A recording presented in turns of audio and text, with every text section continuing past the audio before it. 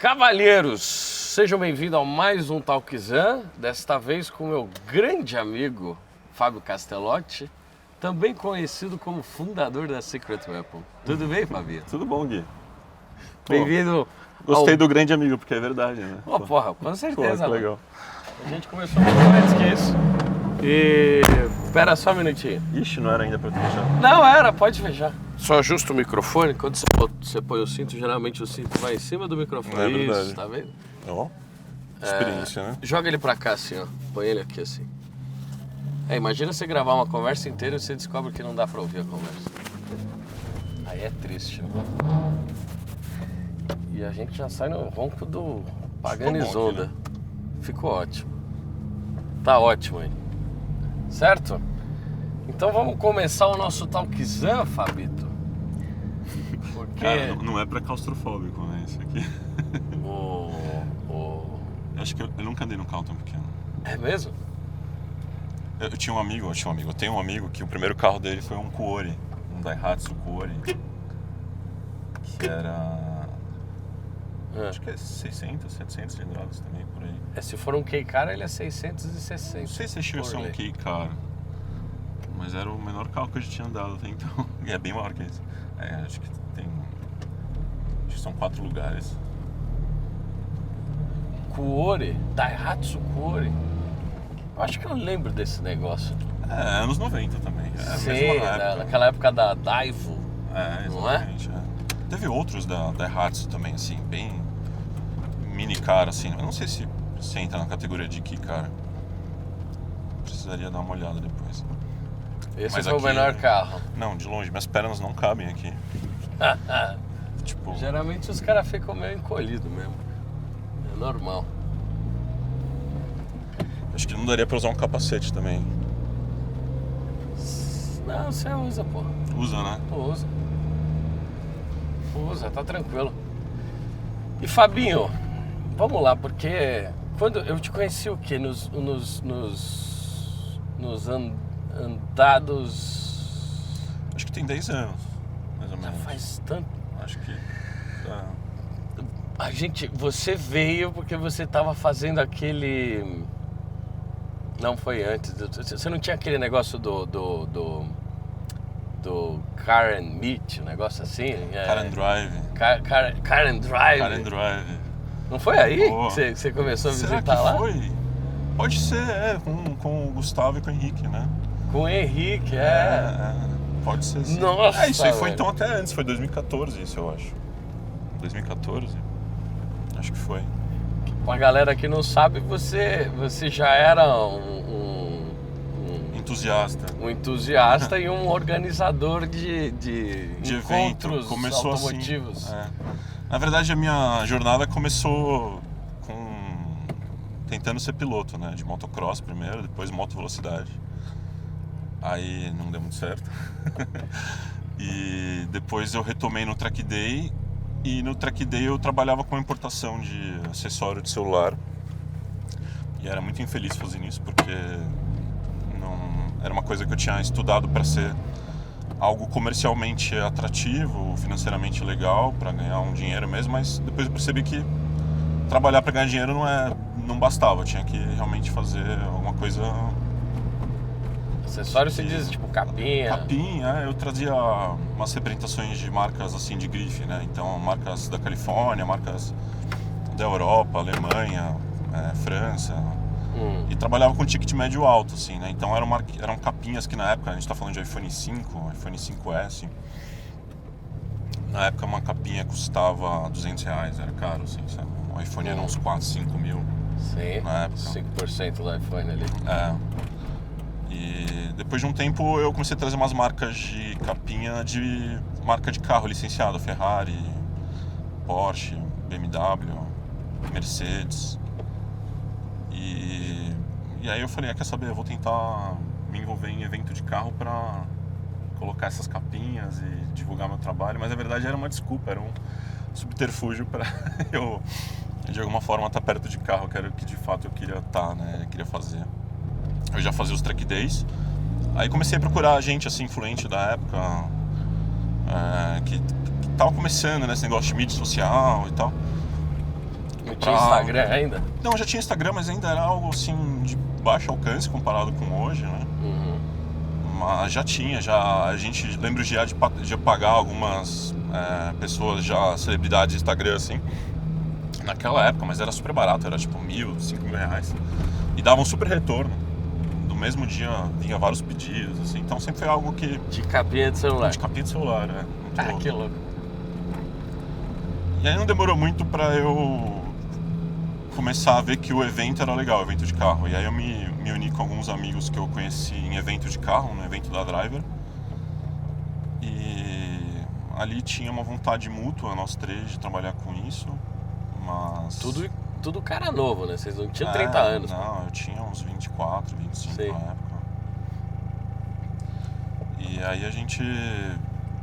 Dentro do nosso network, né, cada um tinha o seu próprio network, a gente montou o Car and Drive Experience, que era um evento muito legal. Foi o primeiro evento de carro a de fato trabalhar com arrecadação para doar depois. Então, né, a gente deu essa ideia inicial, né? Motor Grid já existia naquela época, existia Driver, mas eles nunca arrecadavam nada para comunidade ou para doação, né? E o evento que a gente organizava era 100% voltado para isso, né? A gente fez parceria com o Ingo Hoffman, que eu lembro. Né, ex-piloto de Fórmula 1, várias vezes campeão Stock Car, né? Um cara com um histórico no automobilismo ímpar, assim, né? Sim. E ele fundou há muitos anos atrás uma fundação de apoio ao câncer infantil. Então ele tem uma espécie de chalé, assim, de várias acomodações, próximo a um hospital público infantil lá em Campinas, ou ali na região. E lá ele oferece de forma gratuita hospedagem para a família que vem fazer o tratamento e não tem onde ficar, então tem um custo elevado, né? É bem legal. A gente foi lá, conheceu tudo, conheceu ele, fez amizade com ele, a gente falou, vamos fazer um evento onde envolve gastronomia e carro, né? Então a gente sempre procurava um lugar legal para ir comer. E essa é uma parte muito, muito típica sua, cara. Você manja de comida pra caralho, velho. Os três amigos ali, a gente se juntou pra fazer o que a gente gostava, né? A gente só esqueceu de fazer a parte de como fazer dar lucro. A gente não pensou nisso. A gente só falou, vamos fazer uma coisa legal. O objetivo era mais o carro e reunir a galera. O objetivo era realmente curtir, assim. A gente conseguiu fazer isso e ainda arrecadou uma puta grana legal pra doar lá pro Instituto do Ingo. E foi muito legal, porque a gente conseguiu, com esse trio, assim, dar umas carteiradas, sabe? Foi muito legal. A gente não era ninguém, né? Eu e os meus dois sócios na época lá, a gente não era ninguém, não conhecia ninguém importante, não tinha da onde tirar, né? Mas a gente, só ali na postura, junto com o brand que a gente tinha criado ali, o Ingo que a gente tinha conseguido conversar... Aquela história do... Não sei se você já viu aquela frase, não sei se é exatamente assim, mas... Não é o produto, mas a embalagem. Você chega assim pro filho do Bill Gates e fala, eu vou arranjar um casamento com a princesa fulana, porque eu conheço ela. Aí você chega pra princesa fulana e fala, eu conheço o filho do Bill Gates, vou arranjar um casamento pra vocês, sabe assim? Tipo, na verdade você não conhecia nenhum dos dois, mas... Você cria a oportunidade. Você cria a oportunidade, exatamente. Sim.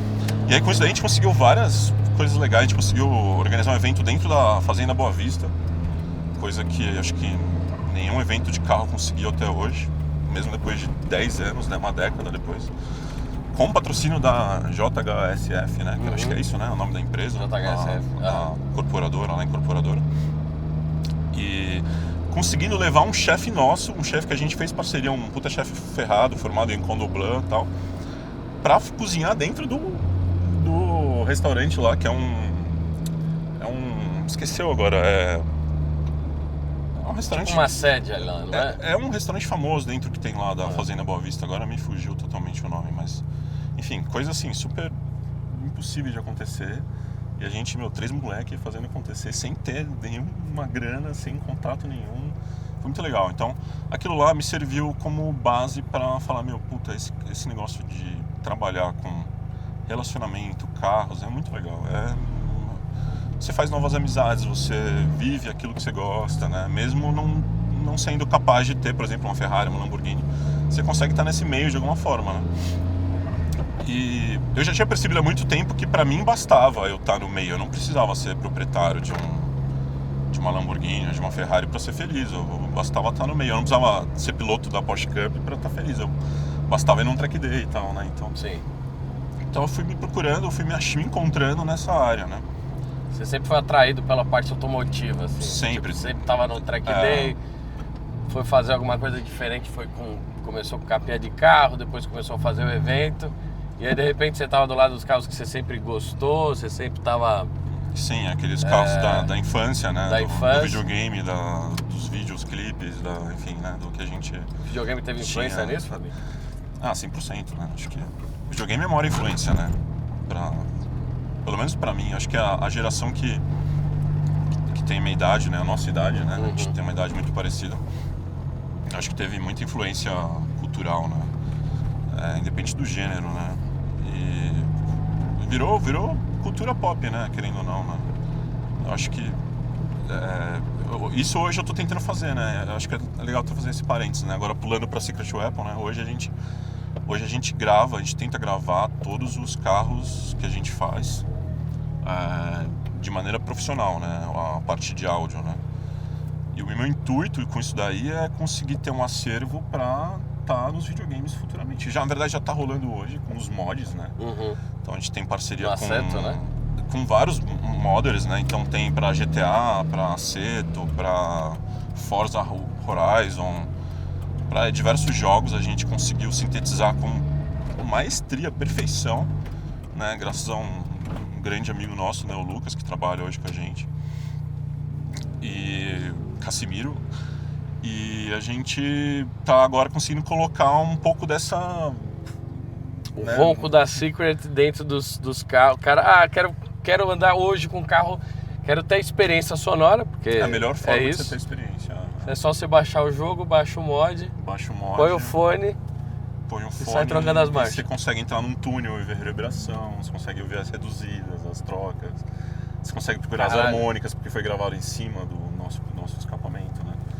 Então é a melhor para quem curte esse meio, né? E hoje, querendo ou não, muitos meus clientes curtem, porque grandes parte deles são pilotos de alguma categoria, então o cara tem simulador, o cara tem o Assetto Corsa, o cara teve familiaridade, né?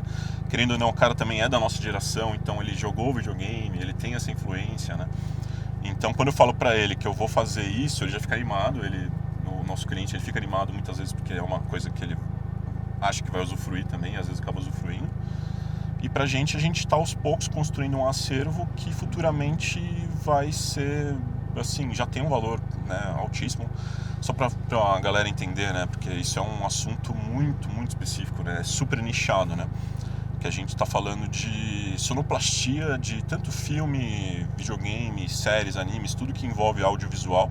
A gente tem o pós-produção, a gente tem a parte que a gente coloca a trilha do som do carro, né, ou da moto, enfim, do que está acontecendo, da nave espacial, né, desde o Star Wars Episódio 1 lá, né, até um filme de carro ali, o Fórmula 1 que lançou agora recentemente, a gente tem essa parte feita na pós-produção, né.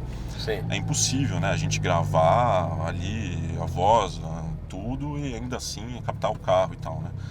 Então o que acontece é que quando chega na hora do editor lá, ou seja o engenheiro de áudio ou o editor de vídeo ou de áudio que está fazendo essa parte de incluir essas trilhas, ele vai ter que ir atrás de um acervo, ou ele vai ter que ir atrás de uma captura, né, própria dele. Então, normalmente, o mais fácil é ir atrás de um acervo. E esse acervo, dentro de carro, pelo menos, existem pouquíssimas empresas no mundo. A maioria é na Europa, né, deve ter mais, né, assim, acervo nas de Américas roncos e de tal. Carros acelerando, de motores específicos. Exatamente. E assim, você tem que ter isso pra tudo, né? Pô, igual eu falei, pra videogame é até mais complexo, né? Você pega um Gran Turismo da vida, um Forza da vida, eles têm duas alternativas. Eles pegarem lá, eles fizeram 1000 carros, modelaram 1000 carros. Agora eles precisam fazer ronco de 1000 carros diferentes. Eles têm duas alternativas. Eles vão pagar uma empresa pra vender pra eles isso já pronto, ou eles vão ter que ir atrás de proprietário desse carro, locação, profissionais que fazem captação de áudio, mixagem. Então assim, é muito mais caro a segunda opção. Então normalmente rola um mix, se eles têm acesso eles fazem, e como a maioria dos casos eles não têm acesso, eles acabam indo através de empresas que têm esse acervo, né? Então a gente está se tornando também uma empresa de acervo de áudio nesse sentido, porque a gente trabalha só com carros super exóticos e raros, né, no mundo todo. E a gente tem acesso não só ao ronco original do carro, mas também com o nosso escapamento. Você está vendendo arquivo de áudio de ronco? A gente está vendendo arquivo de áudio de ronco. É mesmo? Não Caralho. de forma direta, porque isso existe todo um trabalho envolvido do outro profissional, né, que é o nosso trabalha com a gente hoje, né? Então existe uma parceria entre a gente, né? Acho que parecido com o que você deve fazer com a Turzinho no YouTube e tal, né? Nesse sentido, assim. A gente faz com ele, mas a ideia não é realmente lucrar com isso, é realmente implantar ali uma sementinha para futuras gerações, né? Então, a gente poder dar acesso a quem não tem ainda, poder experimentar uma experiência de ter um Secret Weapon num V12 Aston Martin, num V12 Ferrari, num V12 Lamborghini, num V10, né? E Fabinho, por que o ronco hoje, assim, é o teu principal método de trabalho, assim? Por que isso é vendável hoje? A experiência, tipo, comparado com outros atributos do carro. Quanto o carro faz de 0 a 100? Qual que é a beleza desse carro? Qual que é o histórico da marca, etc. Por que você escolheu trabalhar com essa parte de ronco? Ele é o mais importante hoje? Essa é mais ou menos a minha pergunta hoje. Eu acho que não é ainda mais importante. Eu acho que é bem nichado também. Eu acho que se fosse mais importante a gente estaria vendo isso refletido na indústria, a gente não está vendo. A gente ainda vê isso nichado. E até os carros elétricos que simulam ronco, simula de uma forma horrível, né? Então, não mas tem qualidade nenhuma. Mas por que o elétrico se dá trabalho para simular um negócio que ele nem tem? Eu acho que a gente aprendeu, né, com referências sensoriais, né, dirigir o carro, né?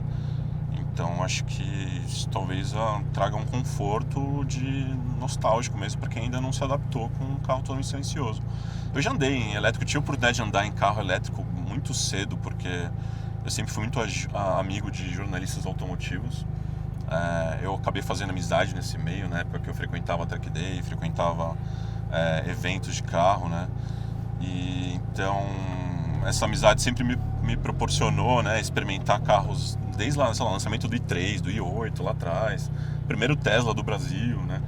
Então, assim, é uma experiência diferente, assim, acho que para uso urbano, igual a gente está aqui nessa condição, né, de trânsito parado, tal, que é uma realidade normal aqui de São Paulo, eu acho super válido, ainda mais se você vai economizar com combustível, vai carregar na tua casa e tal, né? Mas isso não é o motorsport, né? Isso não é o prazer de dirigir, né? Não é... O que é o prazer de dirigir? Acho que o prazer de dirigir está relacionado a várias experiências sensoriais, né? E acho que a acústica, nesse sentido, ela é uma das principais, né? Não é à toa que a gente faz muito carro de piloto de corrida, assim, não o carro de corrida, mas o carro que ele anda no track day, porque ele sente falta desse feedback sensorial, ele quer não ter que olhar pro contagiro, ele quer saber a rotação que ele está só pelo som. Então esse feedback sensorial ele é importante no motorsport, né? E é através do motorsport que a gente importa isso para uma direção esportiva, né? Que é saudável, né? Não é proibido você dirigir o carro de forma esportiva na cidade, é só você respeitar as legislações, né? Você pega uma serrinha, você pega uma viagem, né, num lugar que é interessante, né? Que é o que a gente fazia na Car and Drive também, né? A gente procurava rotas bacanas, né? Então isso é super legal, é super prazeroso, né? Então é essa intimidade, né, de homem-máquina e o feedback sensorial, que é o que eu acho que a gente busca como prazer de dirigir, né? E o som tem tudo a ver com isso, né? O som do carro tem tudo a ver. E o som do carro são várias coisas, né? São vários barulhos, né? Tem o barulho da carroceria, do intake, do escapamento, da rolagem do pneu, né? Do freio, a hora que você aperta ele, né? Então... Mas beleza, rolagem de pneu, isso, né? carroceria, freio. Eu não conheço ninguém que fique empolgado com essas coisas. Não? Tipo, caralho, você viu a eu fico pra rolagem caramba. daquele pneu. Só se for um mud, talvez, né? Tipo, o cara tá com aquele strollerzão, aí o carro vem assim, ó. Uou, andando na rua a 50 por hora. Você fala, mano, o que é isso? É só um troller passando com pneu mud. Mas... eu não sei. Pode ser. É que eu sou muito, talvez eu seja esquisito, eu seja diferente das pessoas, mas eu me empolgo muito com esses ruídos todos. Eu me empolgo com o cheiro da pastilha, tipo, sabe aquele cheiro de ferro queimado? Aquilo pra mim me dá uma sensação Cheiro, de... beleza, mas a gente tá falando de ruído. Não, de ruído, exato. Então, vou te dar um exemplo. A gente tava falando, a gente já falou bastante de videogame, então. Já jogou o Need for Speed Shift? Não, isso não. Nem o Shift 2? Não. É a Muito série... novo pra mim. Sou velho. Pra você ter uma ideia, esse é o estúdio que virou Forza. É o estúdio que se transformou no... Era aqueles que ficavam na arrancada? Perdão, desculpa. É o estúdio que se transformou no Project Cars. Né? Então, na verdade, é um spin-off da série Need for Speed, né? É a que trouxe o Need for Speed para um realismo de pista, né? Foi bem ali na época 2010, 2011. Só que o que eu tô falando do Shift, cara, o som de ruídos além do motor nesse jogo é fantástico. O freio, cara, faz barulho. A hora que você muda, a hora que você faz o upgrade da transmissão, ela passa a fazer aquele, né, transmissão de dente reto, ela passa a fazer um ruído enorme dentro da cabine, assim, tipo... Sim. E, cara, isso você bota num bom home theater, né, que é outra coisa que eu gosto muito também, que é o som de casa. Você, coloca isso numa intensidade, assim, que simule uma experiência de track day, cara, aquele som, aqueles sons todos ali de rolagem, de carroceria, de freio, de transmissão, de motor... Ele até sobressai do escapamento, de tão legal que é, porque dentro da cabine você acaba ouvindo mais isso, né? Querendo ou não, né? Então, eu pelo menos eu presto atenção muito nisso, eu gosto muito disso e acho que foi por isso que eu me atraí tanto a trabalhar com essa questão, né? Só que a maioria desses componentes você não manipula, né? Você não consegue, né? Até consegue, né? Mas, puta... Dá pra melhorar um barulho de pastilha de freio? Entendeu? Não, assim, né? Faz parte ali, né? Da experiência, a do rolagem do pneu, né? A da carroceria, né? Coisas que você não tem tanto controle, né? Você falou um negócio interessante que eu não tava pensando, que é o barulho de engrenagem reta, por exemplo. Né? Isso quando você pega os carros que tem isso, né? Me lembrei agora no Assetto Corsa tem aquela M3 E30, né? Que gera 9 conto e ela vem com barulho de engrenagem. Assim, tipo, caralho, é um 4 cilindros em linha. Mas, pô, barulho de engrenagem... É um puta complementar, dá um né? puta sensorial. Sensorial, sim. Então sensorial é importante, Fábio. Muito, mas é pro motorsport, né? Não é pra quem tá dirigindo no trânsito, no dia a dia, né? Mas não dá pra ter os dois, né? Excludente? Depende, né? Depende o quanto maluco você é pelo motorsport, né? Não tem uma válvula pra gente... É igual você usar a camisa de time pra ir trabalhar, tá ligado? Tipo... Porra, né? Sei lá, você gosta tanto de futebol que você vai com a camisa do time e trabalha e tal. Mas não tem uma válvula que a gente aperta então, assim, o botão você gosta tanto fecha, de motorsport que você vai com o teu carro de track day pro trabalho, assim. Mas não é o legal, caralho? Pra muita gente é legal, mas eu acho que é nichado, entendeu? Eu acho que é muito nichado, né? Eu acho que sei lá, não sei nem dizer em proporções, eu acho que tá diminuindo também, né? Eu acho que a gente ficou chato, né? No sentido de ver que tem muita coisa envolvendo segurança pública, a gente viu recentemente aquela tentativa de organizar um rally lá em Santa Catarina, eu acho, que um Porsche atropelou uma pessoa, você chegou a ver isso? Que a pessoa tava... sim. Tipo, esse tipo de coisa a gente vai tirando essa adoração, né? Essa paixão pelo motorsport de forma geral.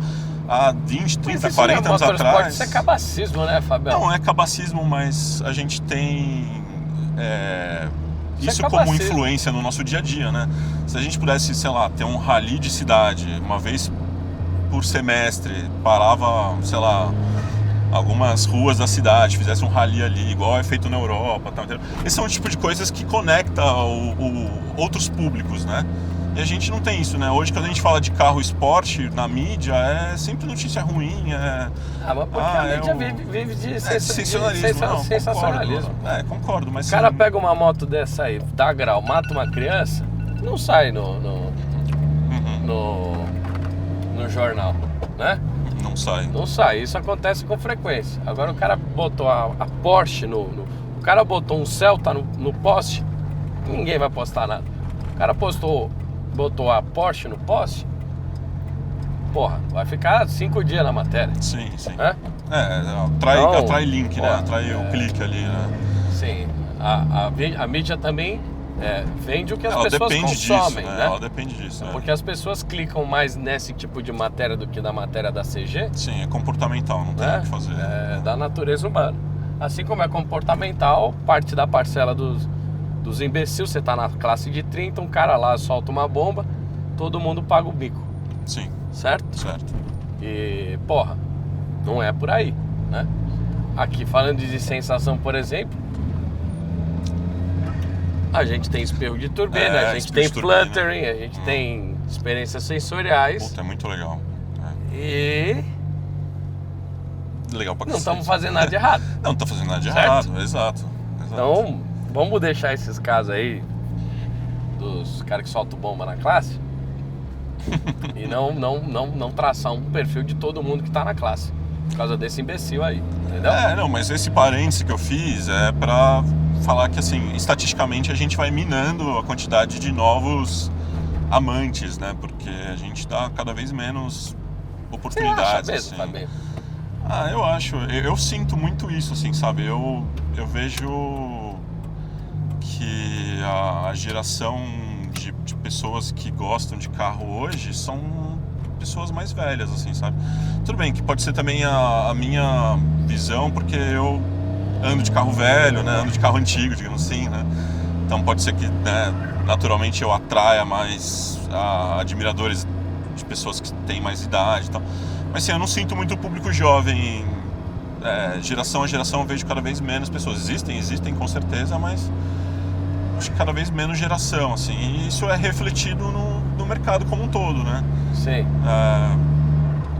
Sei lá, acho que até o videogame é um próprio reflexo disso, né? A gente tem...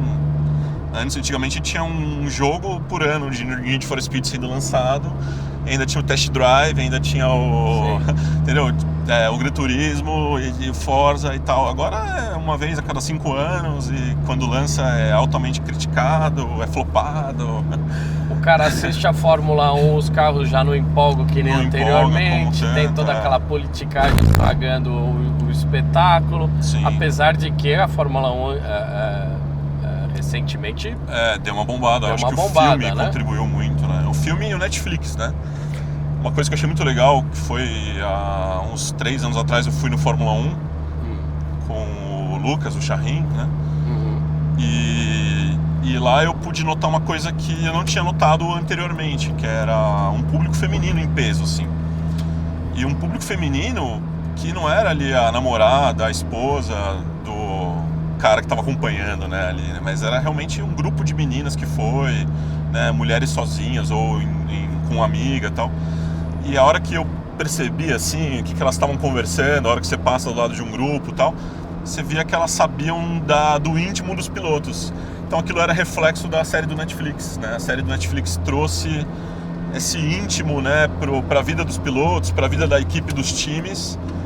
E eu acho que, assim, como qualquer coisa na vida, né, quanto mais você sabe, quanto mais você se interessa, mais interessante fica, obviamente, né? Mais você passa a valorizar, né, aquilo que você está assistindo, né? Para quem é um leigo, né, assistir uma corrida de Fórmula 1, o cara pode até questionar se aquilo lá é esporte, né? Porque ele não entende, né? Sim. Agora, a pessoa que acompanha, ou que já vivenciou, ou que sabe da dificuldade da equipe, de tudo que acontece, da disputa, né? A hora que ela assiste uma corrida, a corrida ela é a conclusão de toda uma história, né? Então ela vira o ápice, né? Ela vira o grande momento, né? Então você acha que seria benéfico, por exemplo, a Fórmula 1 bater na porta da Secret Apple e falar: tô precisando agora que eu tenho os holofotes, agora que eu tenho a atenção do público, seria legal se a gente trouxesse um pouco dessa parte da experiência sonora que você faz nos carros aí de novo para a Fórmula 1. Isso seria bom? Você seria um consultor da Fórmula 1 para fazer ronco? Com certeza. Opa. Tipo, você acha que a Fórmula 1 ia vender mais ingresso por causa disso? Eu acho, com certeza. Acho que é principalmente pessoalmente ali, né? No evento, pessoalmente. Talvez ela fosse banida de um outro circuito que ela já frequenta. Talvez ela tenha que repensar Las Vegas, porque senão vai quebrar todos os vidros de todos os hotéis ali da frente.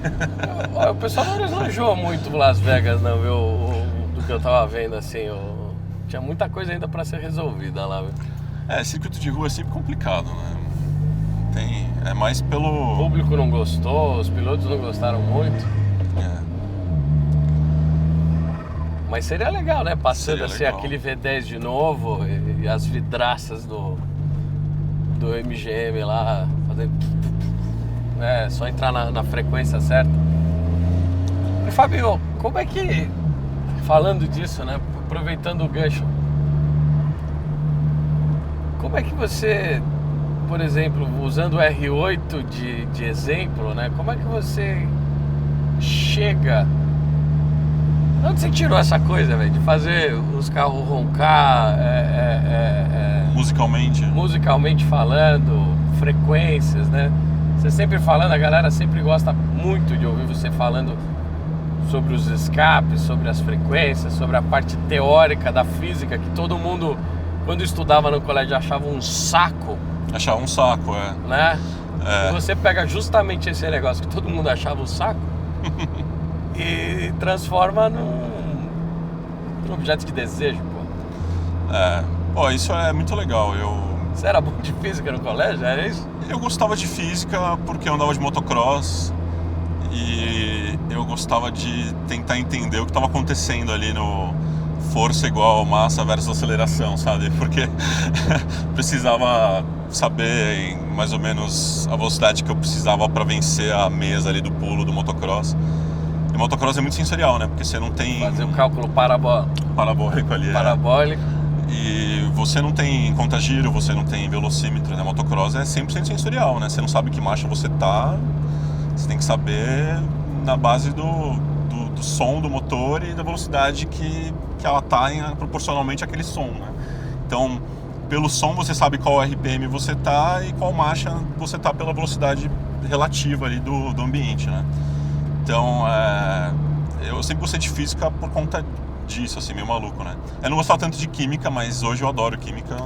Faz parte também do que eu tive que estudar para entender, né? Principalmente a parte de fabricação lá para Secret Weapon. Mas a parte de escapamento foi um puta desafio e foram anos de aprendizado, né? Eu não tirei assim do nada, né?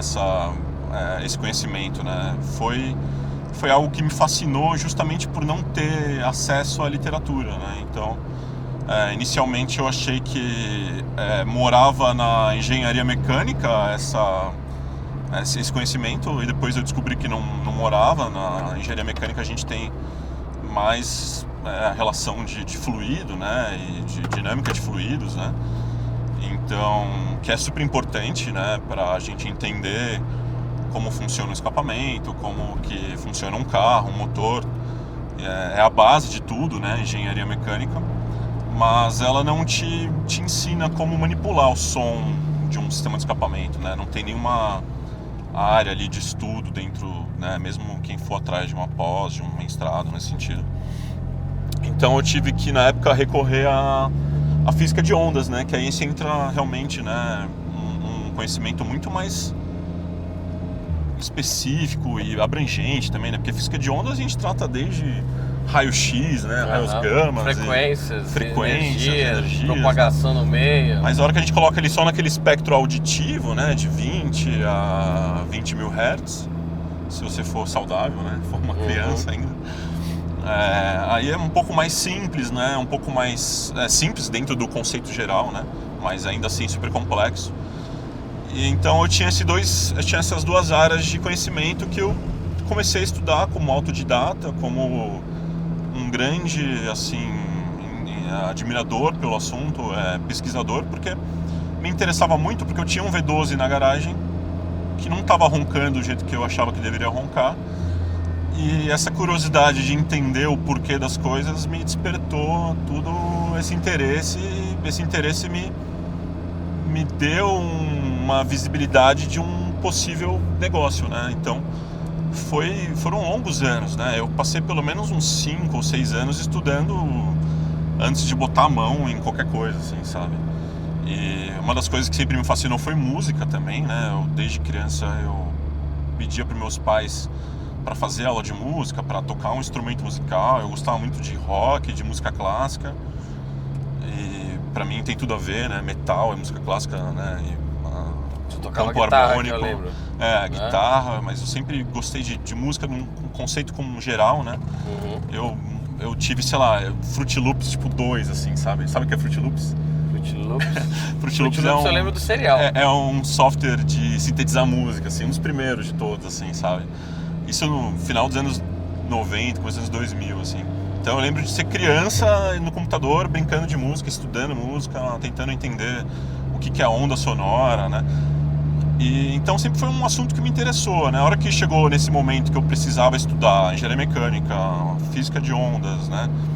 E aí a parte de música, né? Musicalidade, aí eu comecei a me interessar principalmente pelos instrumentos relacionados, né? Os mais próximos possíveis, né? Porque seriam os instrumentos de sopro, exatamente. A gente tem, né, 2 grandes grupos dentro desses instrumentos, né? Que são... Os palhetados. Os com apito e os que você faz a vibração com a própria boca, né? Basicamente, né? A termologia seria brass wind ou woodwind, né? Apesar de não necessariamente ser de latão ou de madeira, os termos, né? E ali a gente começa a entender o quão complexo é de fato você trazer musicalidade para um escapamento, para um motor, porque é muito mais complexo, é muito mais difícil e com muito mais variáveis do que um instrumento de sopro, né? Um instrumento de sopro você tem pressões constantes, temperaturas constantes, né? Velocidades de fluxo constantes, né? Então você precisa modular comprimentos através de válvulas, e você precisa criar o instrumento musical em cima da frequência fundamental junto com as harmônicas. Ali é super simples de fazer, né? Super simples de fazer. É muito mais simples de fazer do que num sistema de escapamento. Porque no sistema de escapamento você tem que lidar com ondas de pressão, né? Grandes ondas de pressão que são resultados de marteladas ali do motor, né? Que libera esses pulsos de energia toda vez que a válvula de escape abre, né? Então você na verdade está controlando ali um monte de ondas de choque, né? Um monte de shock waves e fazendo elas criar interferências e cadências de maneiras que nosso ouvido perceba como algo organizado, algo musical, né? Porque a grande diferença de ruído para música é a organização, né? Então, fazendo uma comparação, um rádio, né? Um rádio, ele vai estar fora de sintonia, ele vai estar fazendo aquele ruído, né? Que a gente chama de ruído universal, cinza, branco, né? Alguma coisa assim. E a hora que você sintoniza, você organiza, e essa organização desse ruído, ela vira o eco que a gente... do Big Bang. É uma boa comparação também, né? Então, a organização, né, é a grande palavra-chave, né? E organização é você, ao mesmo tempo, também transformar aquilo que já era empolgante, já era legal, que é o ruído, né, que é o barulho do motor, em algo além, né? Algo que não é só mais ruído, ele também é musical, ele também harmônico. Exato, ele chega aos nossos ouvidos de forma organizada, né? Então esse que é o grande lance. E é muito complexo, porque a gente tem temperatura, né? A gente tem perda de carga, a gente tem um monte de complexidades que o próprio escapamento envolve, né? Então ele tem conexões, ele tem separações, ele tem catalisadores, ele tem válvulas, ele tem um monte de complexidade no caminho que são desafios para você criar essa organização, né? Criar um som organizado, né? Então é muito legal. E quando eu descobri tamanha complexidade e também tamanha falta de informação, de conhecimento, eu fiquei muito empolgado, porque era algo que eu falei, pô, em pleno século XXI dá para desbravar coisas ainda, né? Dá para desenvolver novos conhecimentos, né? Assim, né? A gente, ali na Secret hoje, a gente literalmente descobre novas coisas, assim, né? Coisas que não estavam registradas ainda na literatura, né? Então isso é muito legal, e eu me encontrei assim, nossa, total. Você está falando que é o seguinte, você está na frente do ChatGPT hoje. Sim, a gente não pode usar o ChatGPT. Porque a gente alimenta ele, entendeu? Porque o ChatGPT não tem mãos, não tem canos, não tem uma soldadora, certo? Ele não tem um motor. Ele não consegue... Ele até consegue fazer muito bem hoje isso, né? Que é unir diversas áreas do conhecimento e te dar novas informações. Mas ele não consegue te dar essas informações sem ser testadas ou sem ser comprovadas. Ele não consegue validar, né? Exato, ele não consegue validar. Esse é o grande problema dos AIs. Exato. E ele também... E aí, chatbot, de uma forma geral, ele é muito factível a erro, né? Então, não dá para você usar isso para nada, assim. Ele é bom para... Eu uso muito ChatGPT para responder e-mail, por exemplo, né? Então, ele já está bem alimentado ali da forma como eu gostaria que meu e-mail fosse escrito, né? E eu pego as informações ali que chegou para mim do e-mail. Gostaria de um orçamento para tal projeto. E aí eu consigo uma base de e-mail muito bem elaborada, porque ele é muito bom nisso, né? Ele dá contexto, respostas e tal, né? Mas nem para matemática hoje a gente consegue confiar nele, né? Se você pedir para ele fazer conta ali demais, ele vai errar às vezes. Às vezes erra mesmo. E vai achar que tá certo e vai te falar para ele que tá certo, né? Então, para isso não é uma ferramenta que dá para usar, assim, né? Você realmente tem que... só dá para usar se você puder você mesmo validar, né, as informações, né? Coisa que eu faço às vezes, né? Então, às vezes eu quero colocar tal informação que eu tenho conhecimento de uma maneira mais eloquente, com mais coerência, né? Então eu peço ajuda do ChatGPT para falar, me ajuda a me dar um exemplo mais eloquente de tal assunto. Ele é bom para isso, entendeu? Mas para te dar informação, trazer informação, não dá para confiar, não dá para confiar. Mas ele não vai conseguir fazer ou extrair uma frequência única daquele motor que até hoje ninguém extraiu. Não vai. Lá se você perguntar para ele, como é que eu faço para deixar um ronco afinado de tal motor, ele possivelmente vai te dar várias opções, provavelmente todas elas vão ser falsas, assim, sabe? E Fabio, você que está nessa vanguarda de... Você que está na vanguarda da experiência com a teoria, né? Porque é aquela coisa. Exato. Você é um atleta de elite hoje. Você tem a formação, você teve o treinamento, mas você tá ali na hora do vamos ver, vamos fazer, né? Ali a gente separa homens de meninos ali, né? E, cara, você acha que essa parte teórica que você tem, ela é basilar, ela assim... imprescindível, ou aquele taco, aquele do tipo a experiência do artesão mesmo falando, não estamos no caminho certo, isso aqui eu tenho que mudar aqui, essa coisa mais empírica, o que vale mais hoje no teu processo criativo? Quando você está construindo o escapamento de um carro, você lançou novo, motor novo, sei lá, o motor novo da Lamborghini da Revuelto, carro completamente novo, você não sabia como é que era o coletor. Aí você pega o carro, você analisa aquilo. Às vezes você não consegue tirar do carro para fazer os cálculos que você faria se você estivesse construindo aquela peça, né? Mas da onde que tá, assim, o que pesa mais hoje? É a parte empírica ou é a parte teórica? Você tem que estudar mais física? Ou se o cara não soldar um negócio ali, não tiver no... Pergunta longa, né? Não tiver... Ele não termina a porra da pergunta.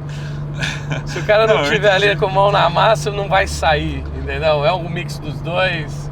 Eu acho que um dos fatores que trouxe sucesso para Secret Weapon é justamente o foco nas duas partes, né? A gente tem que ter muito conhecimento teórico, a gente tem que saber tudo que a gente está fazendo antes de começar a fazer, né? Então foi assim comigo, né? Eu tinha muito conhecimento antes de começar a botar em prática. E a hora que você começa a colocar em prática, você vê que você não tem o conhecimento da prática, né? De soldar, de lixar, de trabalhar com os metais certos, de prever todas as variações, né? Vibrações, ressonâncias, enfim, todas as complexidades de fabricar o sistema em si, né? Então acho que para você ter sucesso da mesma forma que a Secret está tendo, né, e teve até então nesse nicho, né, que é trabalhar com uma experiência principalmente acústica, né, então a gente não está ali com escapamento voltado para competir na parte de preço ou para competir para ver quem entrega mais desempenho. Não, a gente está realmente preocupado para ver quem entrega a melhor experiência acústica, né? E para isso você precisa trabalhar essas duas frentes muito bem, porque a precisão da fabricação ela é essencial também, né? A gente vê o que nos difere hoje, por exemplo, no escapamento de Revuelto, de outras marcas, né? Que a gente consegue comparar, porque a gente vê outras marcas divulgando fotos, né? Fotos, vídeos.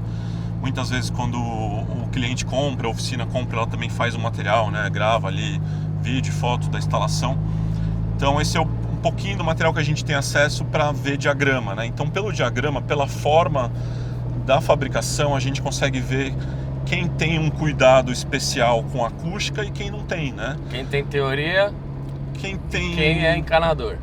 Não só nisso, porque assim, às vezes a gente vê fabricações super complexas, com muitas e muitas horas de fabricação, coisas realmente elaboradas e difíceis de ser fabricadas, mas as transições, as formas como as coisas são, as intersecções, né, as conexões, todas essas partes, elas são muito sensíveis para o som, né, porque o som, ele não é aquela ondinha que a gente vê no gráfico, né, aquela ondinha que a gente vê no gráfico é uma representação, né, do que é uma onda sonora, né? E ela é até bem representada na onda do mar, por exemplo, né? Então a onda do mar, ela é sim uma onda, ela é muito parecida com a onda do gráfico, né? Mas ali é exceção, né? A onda do som, ela é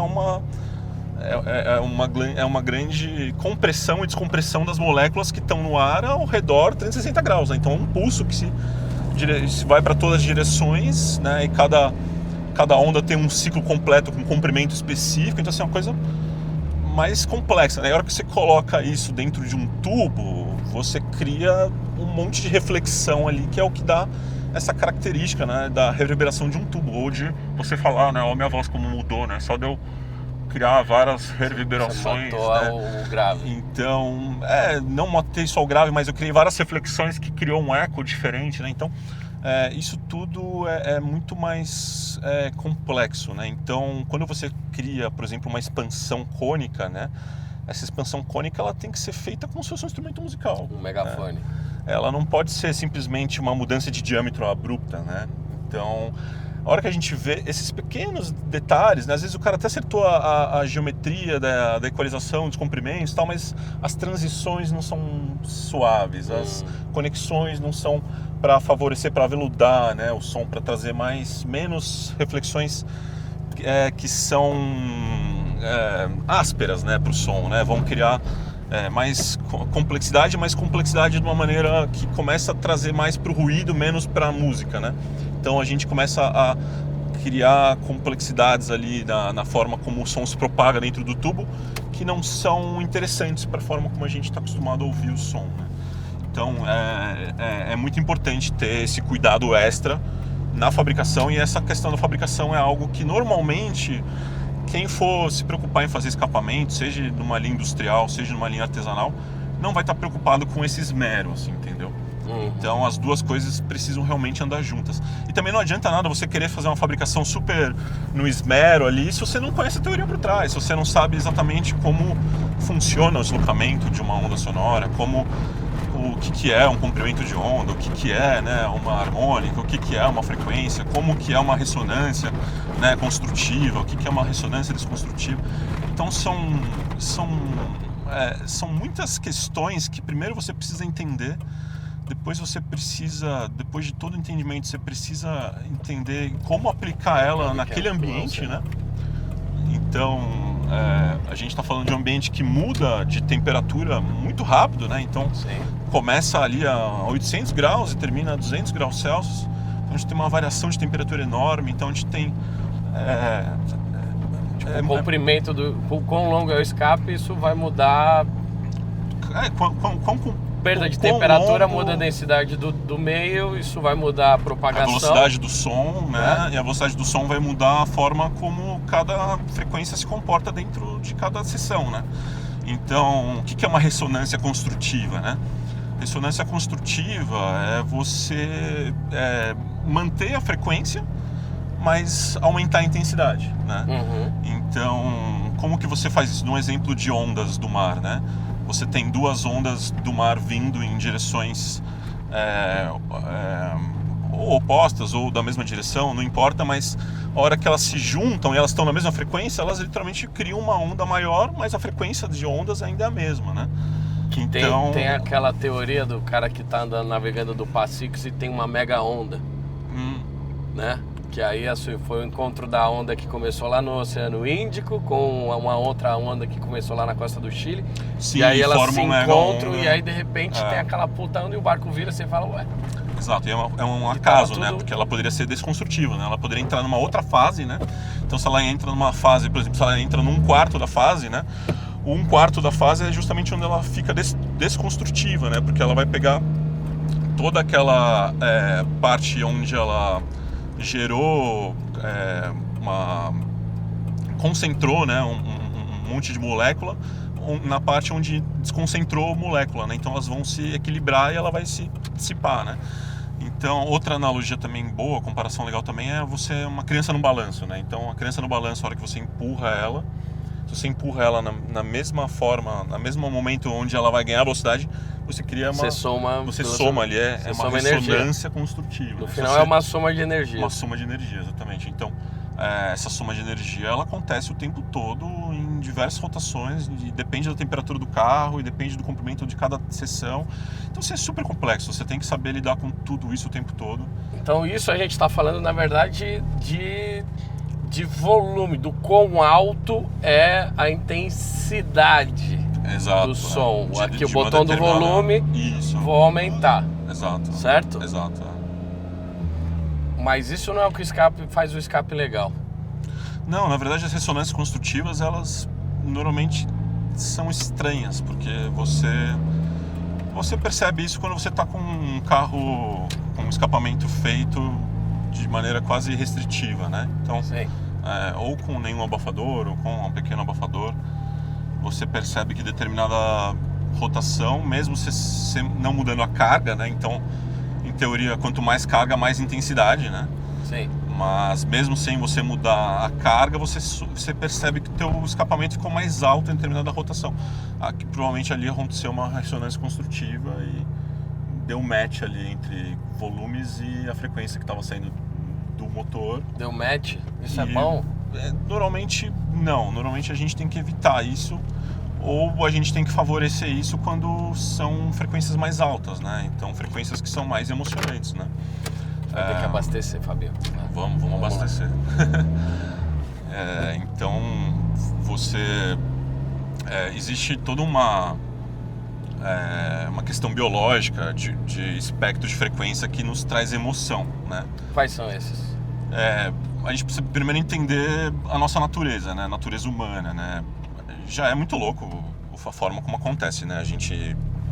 Nosso timbre entra em ressonância com a frequência e a gente interpreta aquele sinal como um som, né?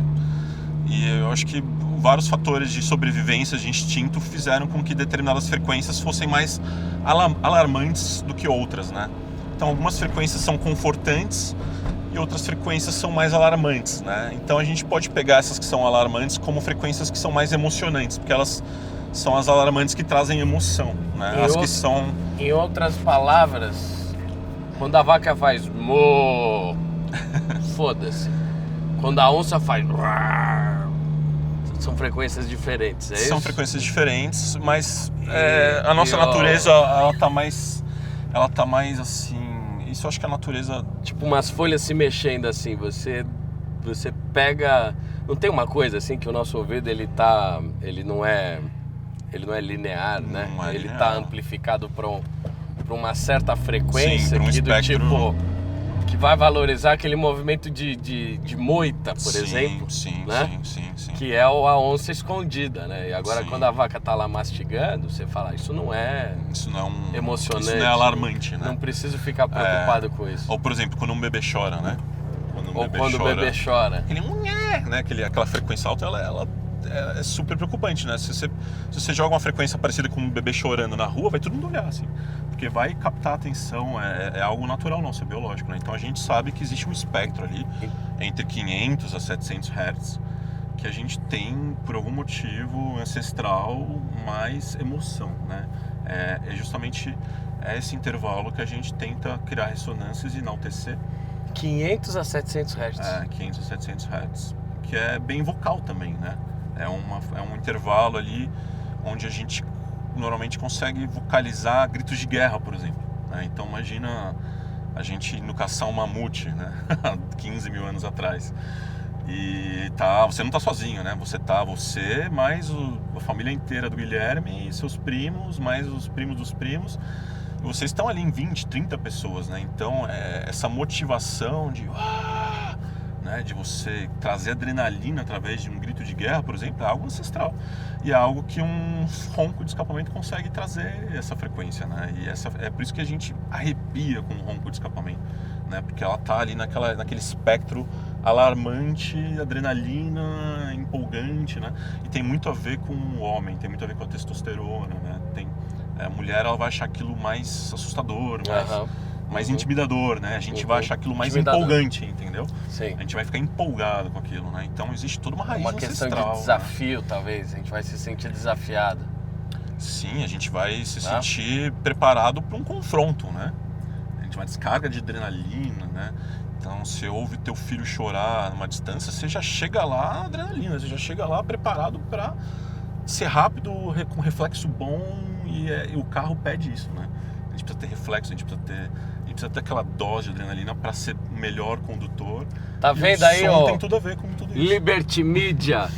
Tá vendo, ó? Tá faltando consultoria aqui de ser humano pra vocês deixarem o espetáculo ainda mais espetacular. Porque não adianta a gente querer inventar as coisas. No fim, é tudo reflexo do que já é natural, né? Os caras estão botando o microfone, em vez de botar o microfone lá na frente do Robert Plant, eles estão botando no bumbo da bateria.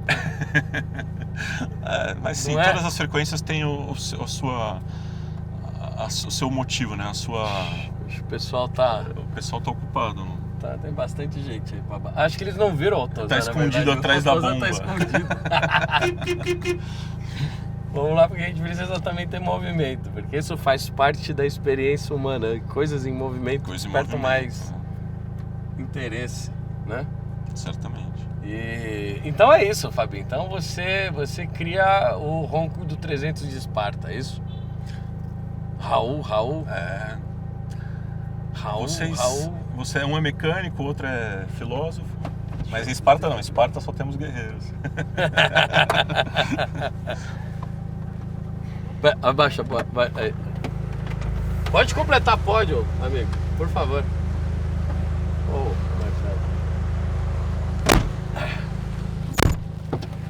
E é isso, então, por exemplo, você pega um motor hoje, você pega um novo da Revuelto, que é o que você está falando, ou o F140, que agora está na 5ª versão lá na 12 de cilindro.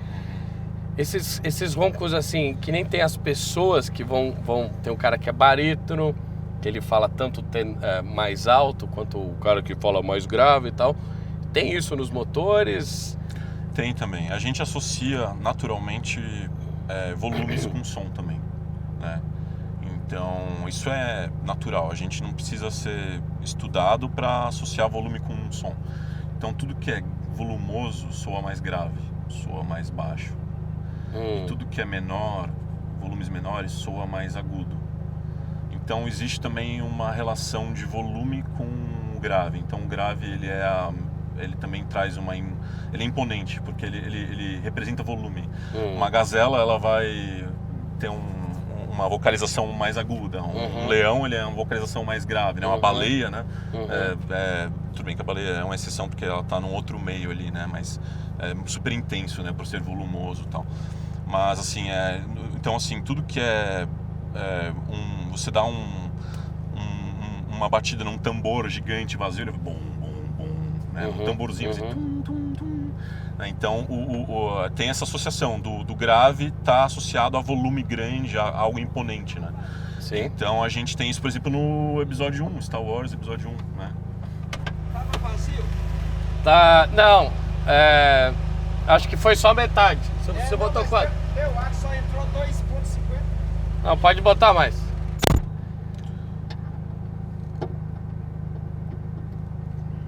Cheio de gasolina é outra coisa, né? Legal. Então, essa é a parte sensorial, que no final é o que a gente está buscando, né? Quando você carrega teu carro na garagem, não tem o cheiro, né, da gasolina, né? pode ter o cheiro do fio pegando fogo, do prédio caindo, né? Puta, meu. Caceta, cara. Então, esse episódio 1, Star Wars episódio 1, a corrida do Anakin lá em Tatooine, a gente tem a sonoplastia ali, né? E a sonoplastia da nave, do pod racer do Anakin é uma sonoplastia de um Fórmula 1, assim. E ele o, quer dizer e o que ele é rápido e menor. E aquela Marvel. Isso, eu esqueci o nome daquele personagem. Puta, que é super carismático. É. Eu jogo muito o Racer do Star Wars Racer, né? Que tinha desde do 64, né? E... É um V8 lá, não é? Na verdade eles pegaram... Parece um Landau, mano. Eu lembro do cara que editou o som, nossa. falando, tem uma entrevista com ele, ele pegou, acho que um som de V8 e reduziu super lento, alguma coisa assim. Ou ele pegou alguma máquina e reduziu, mas é um barulho do glu, isso aí. E é super grave, né? Porque aquilo se traduz muito bem para aquele volume que aquele pod racer é super volumoso, né? Então... E ele também é o vilão. É o vilão. É o vilão, exato. O vilão, ele é imponente justamente por ter volume, por estar dentro desse espectro de frequência. Então, a gente tem, né, sem querer, a gente tem um monte de associação com o som, né? O som é muito importante, né? E, então, por isso que muita gente gosta, né? Não é incomum, eu que trabalho mais com a linha musical, e como são motores esportivos giradores, naturalmente a gente trabalha um espectro mais agudo, né? Mais alarmante, né? Mas não é incomum a gente ver pessoas que são mais do grave, do V8 clássico, né? Muscle car, né? Porque aquilo já é uma identidade. É uma identidade de algo potente, de algo volumoso, né? De um big block, né? Um 7.9, 7.3, né? Então aquilo também é traduzido, né? Através dessa influência cultural, né? Do som, né?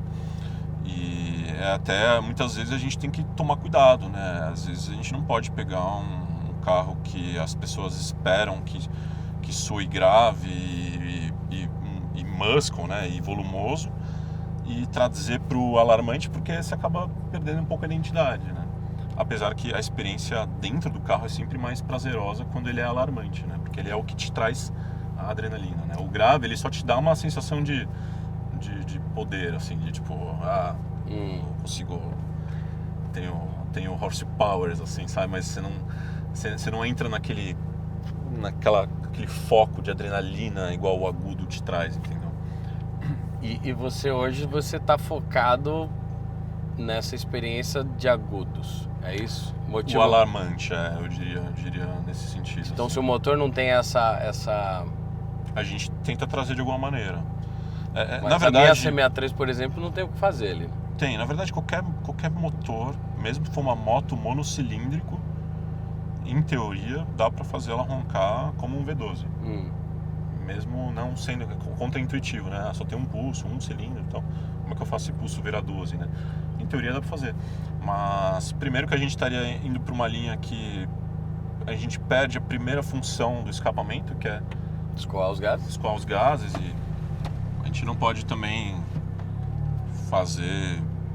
a gente pode, né? Mas a gente não, acho que assim, não faz muito sentido a gente fazer uma moto monocilíndrica roncar igual um V12, por exemplo, né? Acho que não é...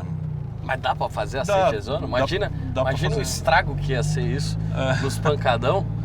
Chegando Então, Fórmula 1 e aparece uma CG. Só que assim, isso, como eu tô falando, em teoria, né? Na prática eu precisaria de um escapamento tão complexo que o custo não traria viabilidade para algo comercial, né?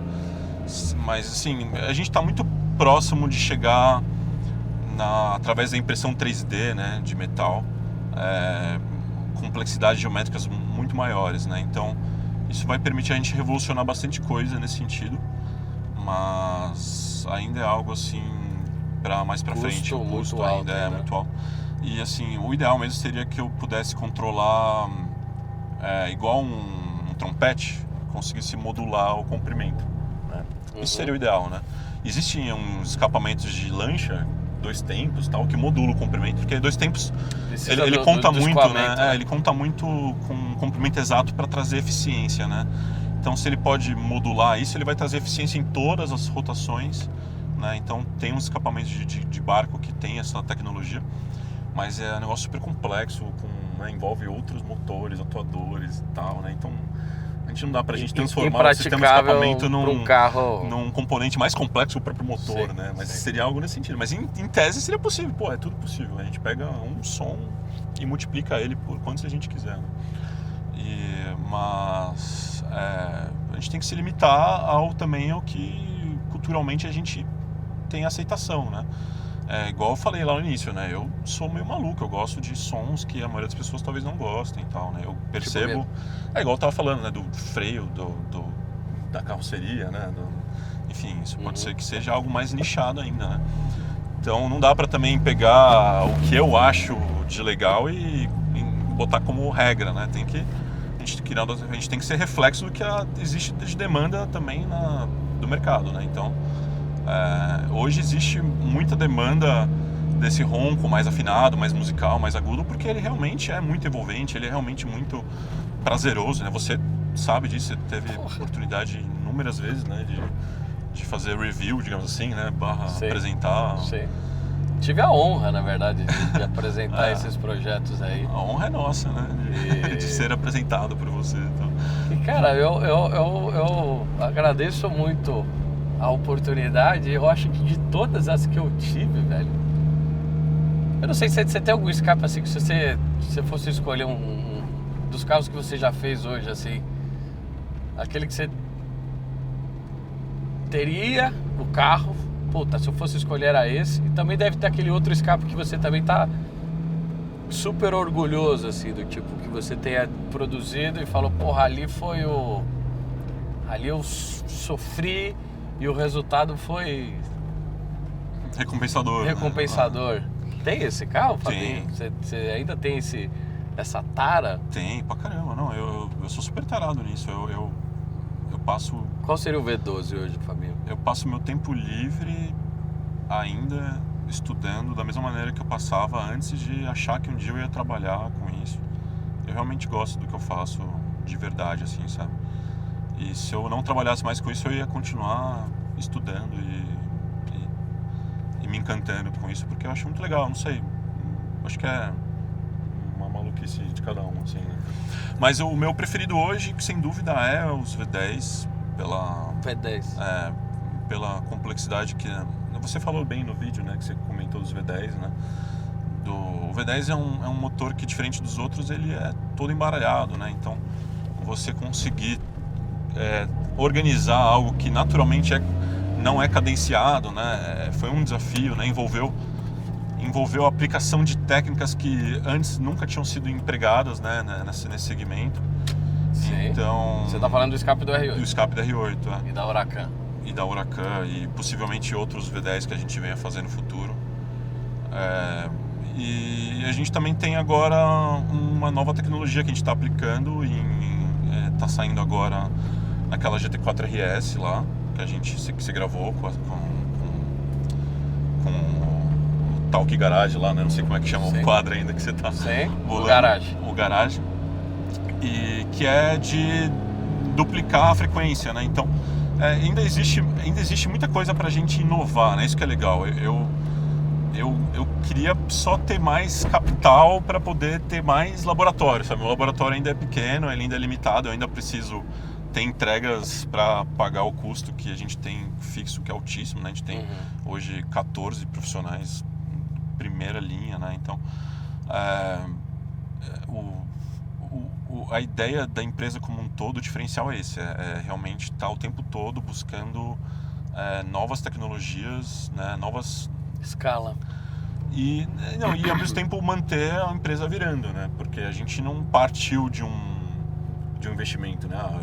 Injetei uma grana para desenvolver tecnologia e depois vou colher esses frutos. Não, a gente tá no mercado, a gente está entregando serviço e ao mesmo tempo está desenvolvendo tecnologia.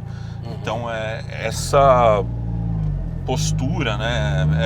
R&D e fabrication ao mesmo tempo. Ao mesmo tempo e com capital limitado, né? A gente é limitado à nossa capacidade de entrega, de produção, né? Então, o meu foco desde o início é sempre investir nessa parte de novas tecnologias, de novas formas, né, de empregar a ciência no escapamento e trazer novas evoluções, né? Revoluções mesmo, né? Quer passar aqui ou você sugere outra coisa? Você é um cara que manja tanto de comida aí, você manja uns lugares bem loucos. Aqui é mais prático, né? É mais prático, E Pegar tem toda um hambúrguer. tem toda uma simbologia, né? bom. Cultural, né? Justo. Já fui muito. E, porra, né? Drive-thru é um negócio muito de carro, né? Não tem como, né? Drive-thru é totalmente. Deveria ter mais drive-thrus por aí, né? Lá na Granja, quando eu morava na Granja Viana, uma época tinha uma farmácia lá que tinha drive-thru, acho que não existe mais. Mas pô, achava mó legal, farmácia drive-thru, pô. Pra mim que sou cadeirante, era mão na roda, assim. Precisa Literalmente. descer. Mas eu tô muito empolgado, tem muita coisa que a gente gostaria de Vai ter que abrir a implementar. porta aí. Ah, isso aqui é legal, né? O que você vai querer comer? Cara, vê 2 cheeseburgers duplo. E- Boa tarde. Pode fazer o pedido. São 2 cheeseburgers duplo com 2 carnes. 2 carnes. Só o lanche ou batata frita? Pode ser o lanche. Só o Uma, lanche. né? E para beber? Uma Uma Coca Zero. E uma Coca Zero média? Média. Uma Coca Zero média. Pega a pequena que a gente não tem onde botar os negócios. Mais alguma coisa? Pra mim eu vou querer um quarteirão. Só o lanche ou batata e bebida? Pode ser com nuggets e com uma Coca normal também.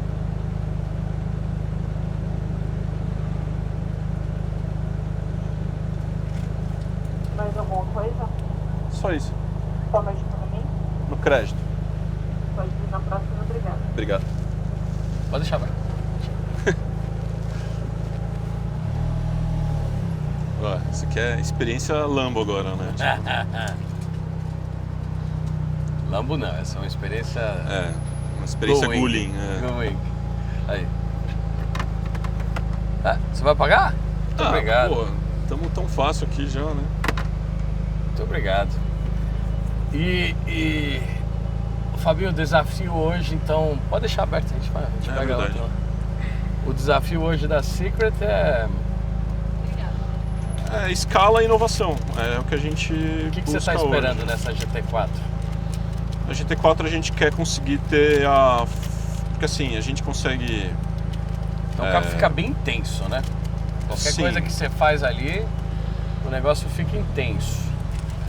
Mas é o difícil motor... ter um finesse ali, né? O motor 6 cilindros é aquilo que eu tinha falado no vídeo, né? Ele tem uma complexidade maior, né?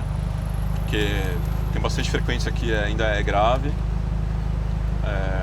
Mas é um dos poucos motores que faz sentido eu duplicar a rotação, né? Então, por exemplo, se eu duplicar a rotação de um... É uma turma normal, né? Isso. A normal é essa daqui, tá? Tá bom. Obrigado. Obrigado. Não tem porta-copos aqui. Então, tem os caras que adaptam porta-copos aqui. Tira o... Porta-copos é coisa de carro americano. na década de 90 só nos Estados Não Unidos. tinha ainda.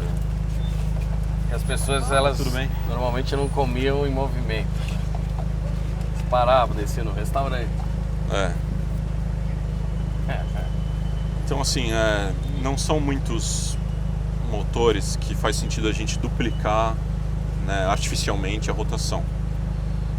Se eu faço isso com um motor 4 cilindros, faz sentido porque ele vai parecer um V12, um V8.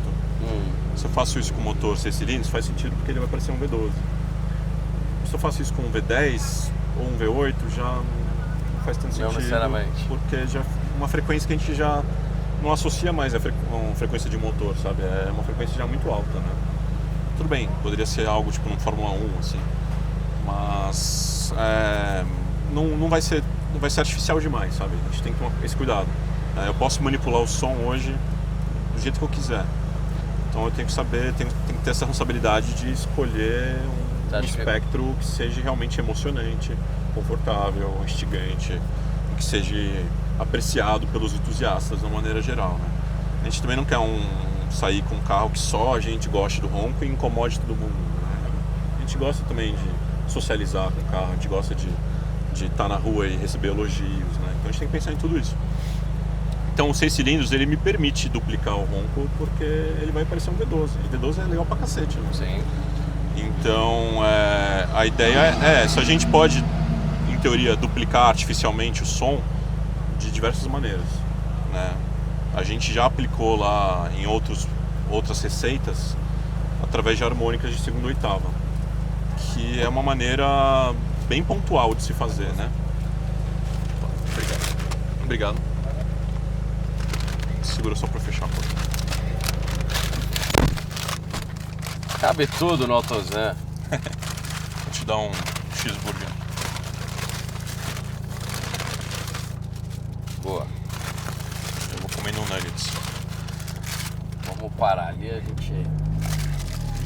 Então, nas harmônicas, eu preciso obedecer uma regra que é de uma frequência constante, né? Então eu só consigo, digamos assim, criar um som artificialmente de uma segunda oitava, né? Ou duplicar a frequência, né? Não sei se a galera sabe também, mas quando a gente duplica a frequência, a gente está aumentando uma oitava, né? Sim. E esses múltiplos eles só se conversam entre eles, né? Então, quando eu faço isso, eu só consigo fazer isso nas harmônicas pontualmente. Então eu preciso definir uma rotação. 6.500. 6.500, você conseguir casar ali, ficar só ali, com o seu controlando o pé ali para ficar só em 6.500, aí vai parecer que você tá 13.000 RPM, entendeu? Se eu controlar isso, né, fazendo harmônica de segunda oitava. Mas, como eu falei, é muito pontual, então ele não é tão interessante porque ele só aparece numa determinada situação. O carro vem de um jeito, de repente aparece alguma coisa e depois some. É literalmente uma harmônica, né? Você vem a guitarra ali, você tocou, né, um acorde, blá, né, um lá, blá, aí você pega e vem na harmônica do lá e... né? É uma harmônica, né? Então, a outra maneira é a gente fazendo isso na fundamental. Na fundamental é mais complexo, porque eu preciso ter controle do intervalo dos pulsos, que por sua vez está vindo numa cadência super precisa de milissegundos, né? A gente está falando de décimos de milissegundos em rotações mais altas, que é onde eu vou provavelmente fazer as coisas acontecer. Então eu consigo criar uma complexidade maior, eu duplico o número de ondas, mas ela só fica perfeitamente organizada numa frequência, mas todas as outras frequências ela não desaparece, ela reaparece, mas ela reaparece com uma complexidade maior, né? Então é parecido com o que a gente faz no V10, né? No R8 ou no Huracan, mas duplicando os pulsos, né? Colocando mais complexidade. Então o produto sonoro disso daí ainda é algo que a gente vai ouvir ainda, né? A gente não tem na história do automóvel um exemplo para te dar de um motor que tivesse essa característica de ronco, que começasse numa frequência e na fundamental fosse mudando e duplicando dessa maneira. Então a complexidade, o produto sonoro que vai sair, né, desse resultado é algo inédito ainda. Então a gente ainda vai validar, a gente ainda vai veludar, a gente ainda vai... Você tá falando do GT4? Da GT4. A gente ainda vai lapidar, digamos assim, né? E a gente vai ter que usar estamos usando de vários recursos, né? Estamos usando de válvulas, estamos usando de... assim, é realmente fora da casinha, né? E envolve uma complexidade de diagrama também muito grande, né? E a gente tem um espaço confinado, né? Então, é um tipo de coisa que, por exemplo, muito provavelmente eu não vou conseguir replicar num GT3, só vai ter espaço num GT4, entendeu? E aí, talvez num outro motor 6 cilindros, teria que ser um motor dianteiro, talvez, entendeu? Então, existe agora, né, essa nossa nova novo desafio, né? E isso é uma constância na Secret, né? A gente sempre vem tentando implementar e colocar em prática novos conceitos que nunca existiram antes da gente, né? Então a gente realmente é ali pioneiro, a gente realmente não está se inspirando em ninguém, a gente não está copiando alguém que fez há 20 anos atrás uma coisa, não, a gente literalmente criando do zero novas tecnologias e sim servindo de inspiração para outras marcas, outras empresas e tal. Então isso é muito legal, né? E faz parte da nossa identidade, é o que hoje eu prezo para a gente ter ali como principal, né? Você é o Frank Zappa, sabe? Não, a gente tem que se inventar, né? A gente tem que se reinventar, né? Porque... Você é o Frank Zappa dos... É a maneira que a gente tem de ser competitivo, né? E, assim, não tem nada de errado em fazer também só a receita do arroz com feijão, sabe? você fizer arroz com feijão muito bem feito, você já vai ser muito bem sucedido, né? Porque a galera não faz nem o básico direito, né? Mesmo marcas famosas e tal, né? Você pega muita coisa mal feita aí com uma etiqueta... Não é que é mal feito, é feito com uma proposta que tem muita margem para melhoria ainda, né? Então, sei lá, um cara que se inspira na gente hoje, ele não precisa copiar a nossa receita ali do bolo certinho, né? Ele pode só fazer muito bem aquilo que já fazem, que ele já vai ter sucesso, né? Porque é um mercado difícil, né? Você ainda depende de mão de obra, né? Você ainda depende de artesãos, né? Artesão, né? Você precisa ter pessoas, a galera ser bem remunerada para estar, né, sempre interessada em ser um bom profissional, em melhorar e tal. E para você remunerar bem a pessoa, você tem que ter, né, um ticket médio alto, você tem que ter... Então a complexidade ali, né? Ela é muito maior do que simplesmente querer, né, ou poder, né, ali ter um espaço, ter uns clientes e tal, né? Então é difícil, né? É um mercado difícil, assim como todos, né? Todos são, né? O negócio precisa funcionar e existir para gerar excedentes para você tentar as tuas maluquices, para ver se isso vai dar certo ou não. Exatamente, para a gente ver se a gente tem um diferencial em relação ao mercado ou não, né? Todo projeto que você faz, que você aposta com, por exemplo, esse da GT4, que você está apostando aí material, tempo, etc. É numa promessa futura de que, puta, fiz mais uma coisa diferente hoje. Sim, e é poder... sobre isso? Sobre marcos, né? Puta, o que mais me motiva é ter ao alcance, né? Ao meu alcance, poder criar esses marcos, né? Então, é muito mais pra mim, né? É muito mais pessoal do que pra qualquer outra pessoa, até porque... Foda-se o resto. Né? Exato, ninguém valoriza tanto o que eu faço quanto eu, né? Porque, puta, é o que eu tenho de mais paixão. Ou às vezes a nossa mãe, né? Também. Né? Não sei. Eu acho que a minha mãe me elogia mais do que eu mesmo, viu? Assim, eu acho legal porque, assim, existem um ou outro maluco, entusiasta de escapamento, de rom. Não um cara que fabrica, mas o cara que estudou, sabe? E às vezes esse cara, eu encontro ele comentando em algum lugar, uma coisa assim, e aí você fala, outro maluco que entende o que eu faço, como eu faço, a complexidade que envolve e tal. Isso é muito legal, né? Dá uma empatia, né?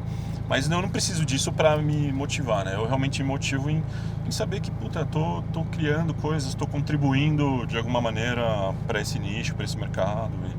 E é muito legal saber que a nossa marca, ela é adorada hoje, ela é um objeto de desejo, cara. Isso dá uma satisfação, isso dá um prestígio, assim, enorme, assim, é muito gratificante. Então, isso tudo são coisas que motivam, né? E eu sou muito feliz, cara. Eu sou muito grato de ter escolhido isso como trabalho também, não só hobby, ter saído do hobby, ter ido realmente para algo profissional e hoje a gente ter a nossa marca na boca de pessoas que no passado eu tinha como heróis, assim, sabe?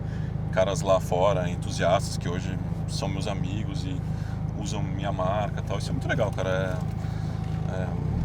Realmente é muito gratificante. Você tá falando já de gringo, né? De gringo, De caras hoje que estão ligando pra você, Fabinho, manda o escape aí, que é isso aí que eu quero ter nesse carro. Não só isso, não só o cara ter a nossa marca como desejo, mas o reconhecimento, sabe? O cara falar, puta, cara, olha, eu gosto de escapamento, gosto de carro há tantos anos, eu vivo isso há tantos anos, eu já tive tantas marcas, já tive tantas experiências. E, cara, hoje ele poder falar que a minha é mais legal, é a que ele opta, é a que ele busca, é a que ele tem tesão, puta, isso é muito legal, né? E é difícil, né, Fabinho? Porque o mercado automotivo, ele é muito... Eu não diria prostituído, mas você sempre tem aqueles formadores de opinião do momento, né? Que às vezes repetiam as coisas que a gente ouve ano passado, o cara simplesmente é uma matraca, né? Um papagaio, continua repetindo. E aí, assim, de repente vem um negócio novo, e é difícil o novo, assim, mesmo tendo, sei lá, o único ronco que a gente está falando agora, do R8 agudo, né? Organizado, né? Essa organizado. Palavra, É difícil Assim, do tipo, esse cara que tem a palavra hoje, né? O pau de arara, onde ele fica ali repetindo as coisas, né? É difícil chegar a fazer o escape no cara e falar assim, pô, agora escuta. Aí o cara vai e escuta e fala, pô, realmente é diferente. Ah, não, mas é o seguinte, porque transformou a característica do carro. Que o R8 não deve roncar assim. Filha da puta, anda no carro, velho. Você entendeu? Assim, isso demora. Isso leva tempo. Leva tempo, não é do dia pra noite. E aqui no Brasil é mais difícil, né? Você não conquista a opinião dos compatriotas dentro do Brasil. Tem que vender tem fora. Tem que ser validada lá fora. A hora que é validada lá fora, a galera, não, pô, eu sempre fui amigo daquele cara. Entendeu? Mas no começo é só tapa, é muito tapa. Mas assim, eu entendo também, sabe? A gente cria muita verdades, raiz, assim, verdade. Conhecimentos sólidos. Não, escapamento para esse carro é essa marca. Tem muita coisa que envolve, né, essa afirmação, né? E eu acho que vai atar coisas além do ronco. Não tem nada a ver com o ronco. Eu acho que a pluralidade também é importante, né? Tipo, o mundo não seria tão interessante se só tivesse as músicas que você gosta, assim, sabe? As músicas que você não gosta também estão ali e estão para outras pessoas e tal. O importante, acho que é ter opção, né? Eu acho que isso é uma coisa legal. Por exemplo, no R8, o cara pode falar que não gosta do nosso carro, do nosso timbre, né? Ele pode falar que ele prefere, por exemplo, o timbre do 5 cilindros, que é o timbre que o R8 tem ou que o Huracan tem, né? Às vezes eu vejo a galera assim, nossa, o timbre da Huracan é perfeito, é maravilhoso. Eu falo, pô, você gosta, na verdade, do timbre de um 5 cilindros, né? Porque não é o timbre de um V10, é o timbre de um 5 cilindros.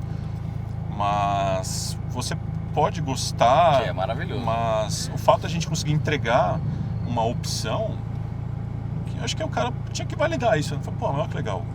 Né? Existe uma marca que oferece mais de uma opção, porque até então não tinha. A única opção era aquele timbre de 5 cilindros. Né? Sim. Então, isso é legal. E às vezes a pessoa não percebe e tal, mas, pô, sei lá, eu não me incomodo, não. Às vezes eu vejo, né, muita gente falando mal da gente e em seguida falando bem de uma outra marca que está aí há 20, 30 anos famosa. Então, assim, só de eu estar sendo comparado com a marca que existe há 20, 30 anos já é uma, né, já é um marco, né? Com certeza. Então, é isso. Eu acho que o importante é a gente acreditar no que a gente acredita e no feedback dos nossos clientes que de fato usufruem, né, o carro e melhorar, evoluir nesse sentido. Política. Exato. O resto vai ser política, né? No final, as pessoas vão ter que validar o que virou já... tô toda hora botando a mão na câmera. O que já virou como fato, né? E é isso, né? Assim, eu entendo, a gente quebrou um mercado, né? Eu acho curioso, porque eu, ao longo desses anos todos de Secret Weapon, eu tive que saber lidar com essa política também, né? Então... Foi difícil, Fabinho? Não é que foi difícil, é um desafio assim como outros, né? Mas é importante também, porque eu não podia simplesmente nadar ali de braçada, sabe? Eu tinha que também entender que eu tinha que pagar respeito para determinadas pessoas. Então, eu tô começando a fazer, por exemplo, sei lá, escapamento de 812. Sei lá, 70% das 812 do Brasil tem nosso escape. Se não fosse a nossa marca, provavelmente ia ser uma outra marca importada. Então,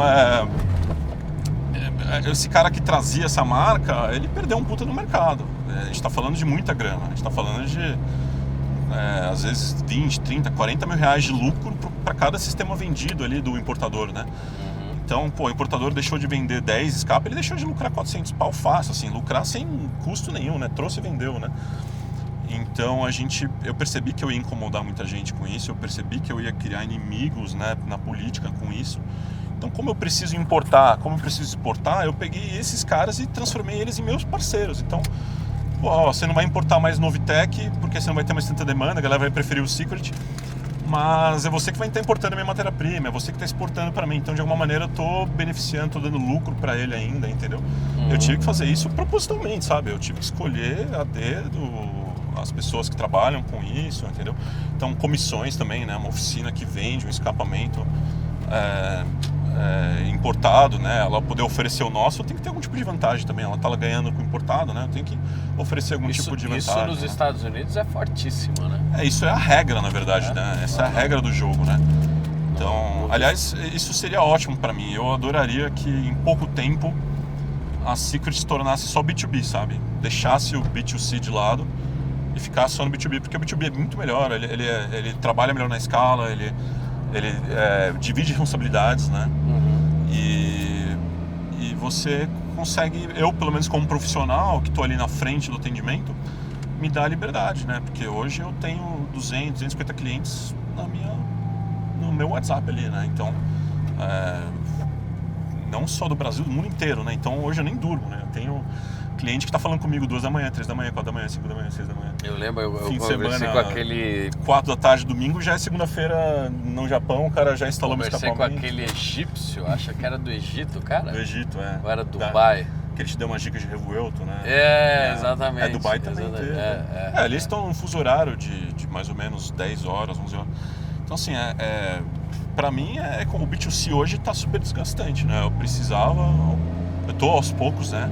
Indo pro B2B, mas o público local ainda é muito preso a mim, né? Tem muito cliente que, se ele não falar comigo, não tem outra opção, assim, né? Mas natural, né? Faz parte da evolução da marca, da empresa, né? Eu também nunca gostei muito de personificar a marca, né? A Secret não é eu, né? A Secret hoje é um monte de profissional qualificadíssimo, né? Profissionais qualificadíssimos, né?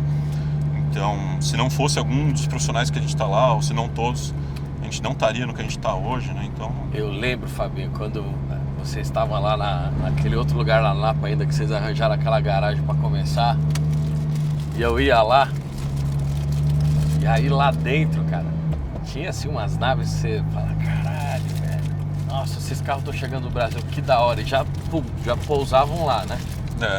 E aí a gente viu, vamos até fazer essa pausa agora pra gente dar uma alimentada,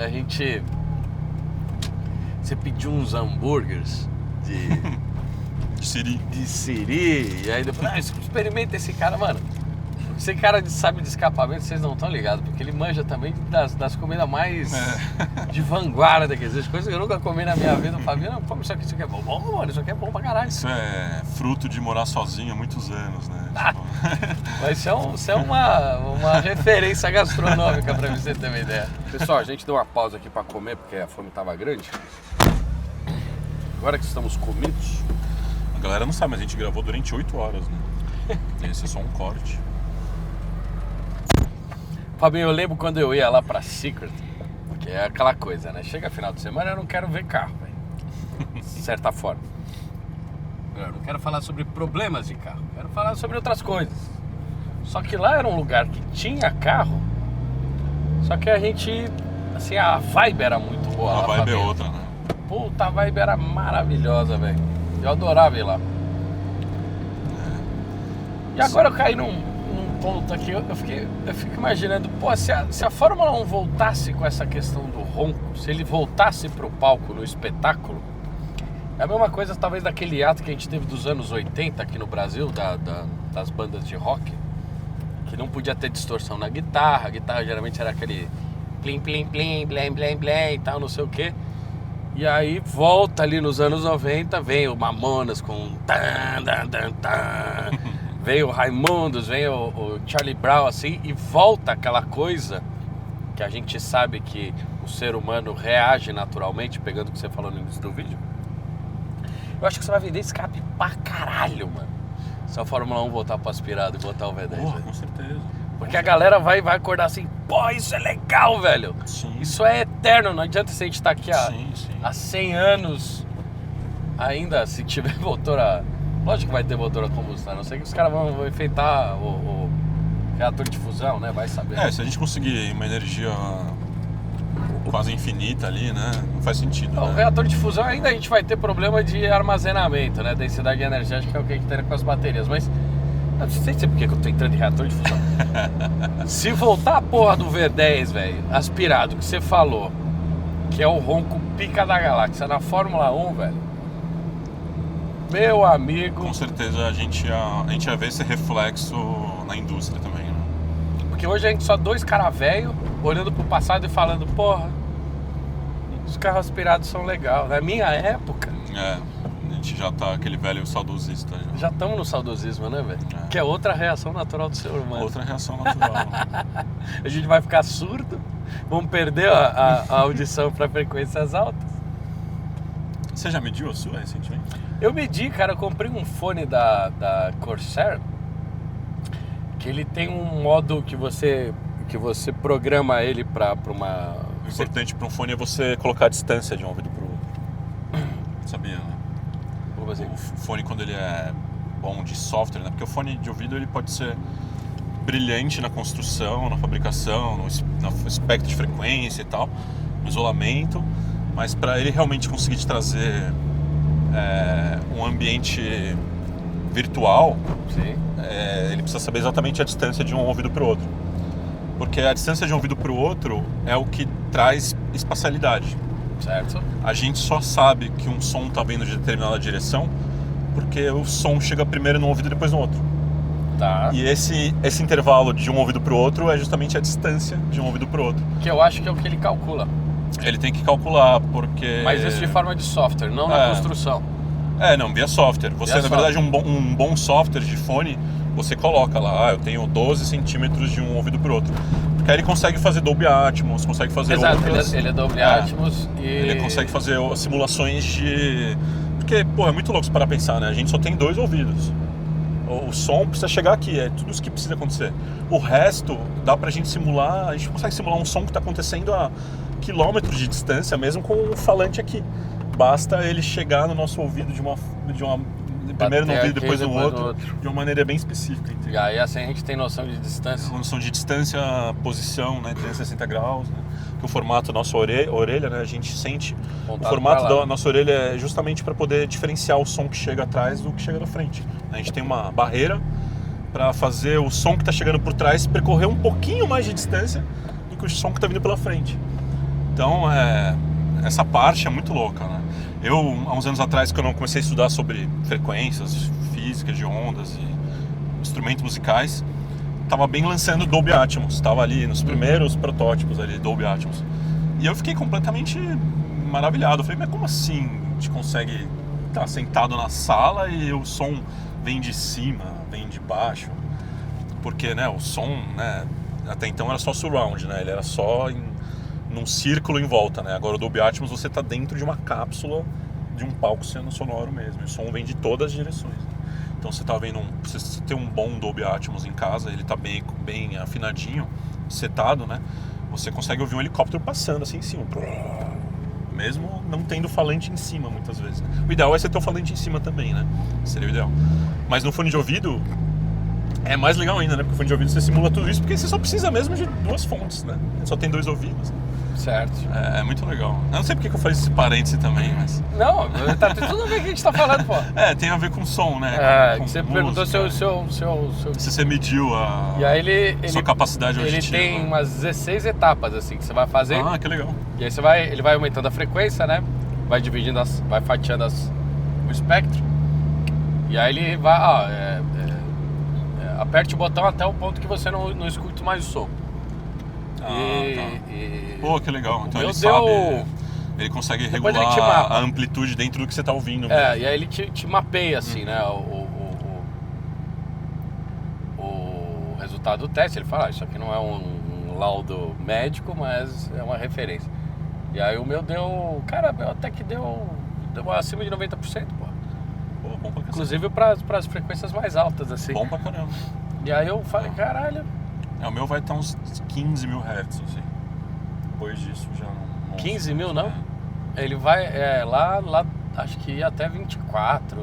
Não, os 22, drivers 24. normalmente têm capacidades de ir até além, né? Eles botam um cutoff que é o mesmo que a ali, gente né? pega, Eles botam um limitador mesmo ali pra não produzir frequências desnecessárias, né? E é isso que permitiu a compressão, né? Do vinil pro mídia de disco, né? O MP3, por exemplo, né? O vinil, ele armazena ali no disco frequências que a gente não ouve. E é a informação perdida ali, né? A informação Sim. que está ocupando ali Uma banda. Uma banda que a gente não usufrui, né? Então, a gente Banda conseguiu... no sentido de espectro. De espectro, né? Porque eu disse que tem uma banda também. Não, mas foi só uma lapela, né?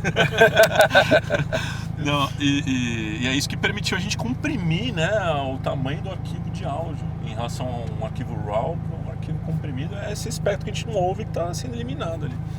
Mas tem audiófilo, eu tenho um cliente muito audiófilo, inclusive a gente tinha aqui lá, ele sempre me convida por aí. De Joinville?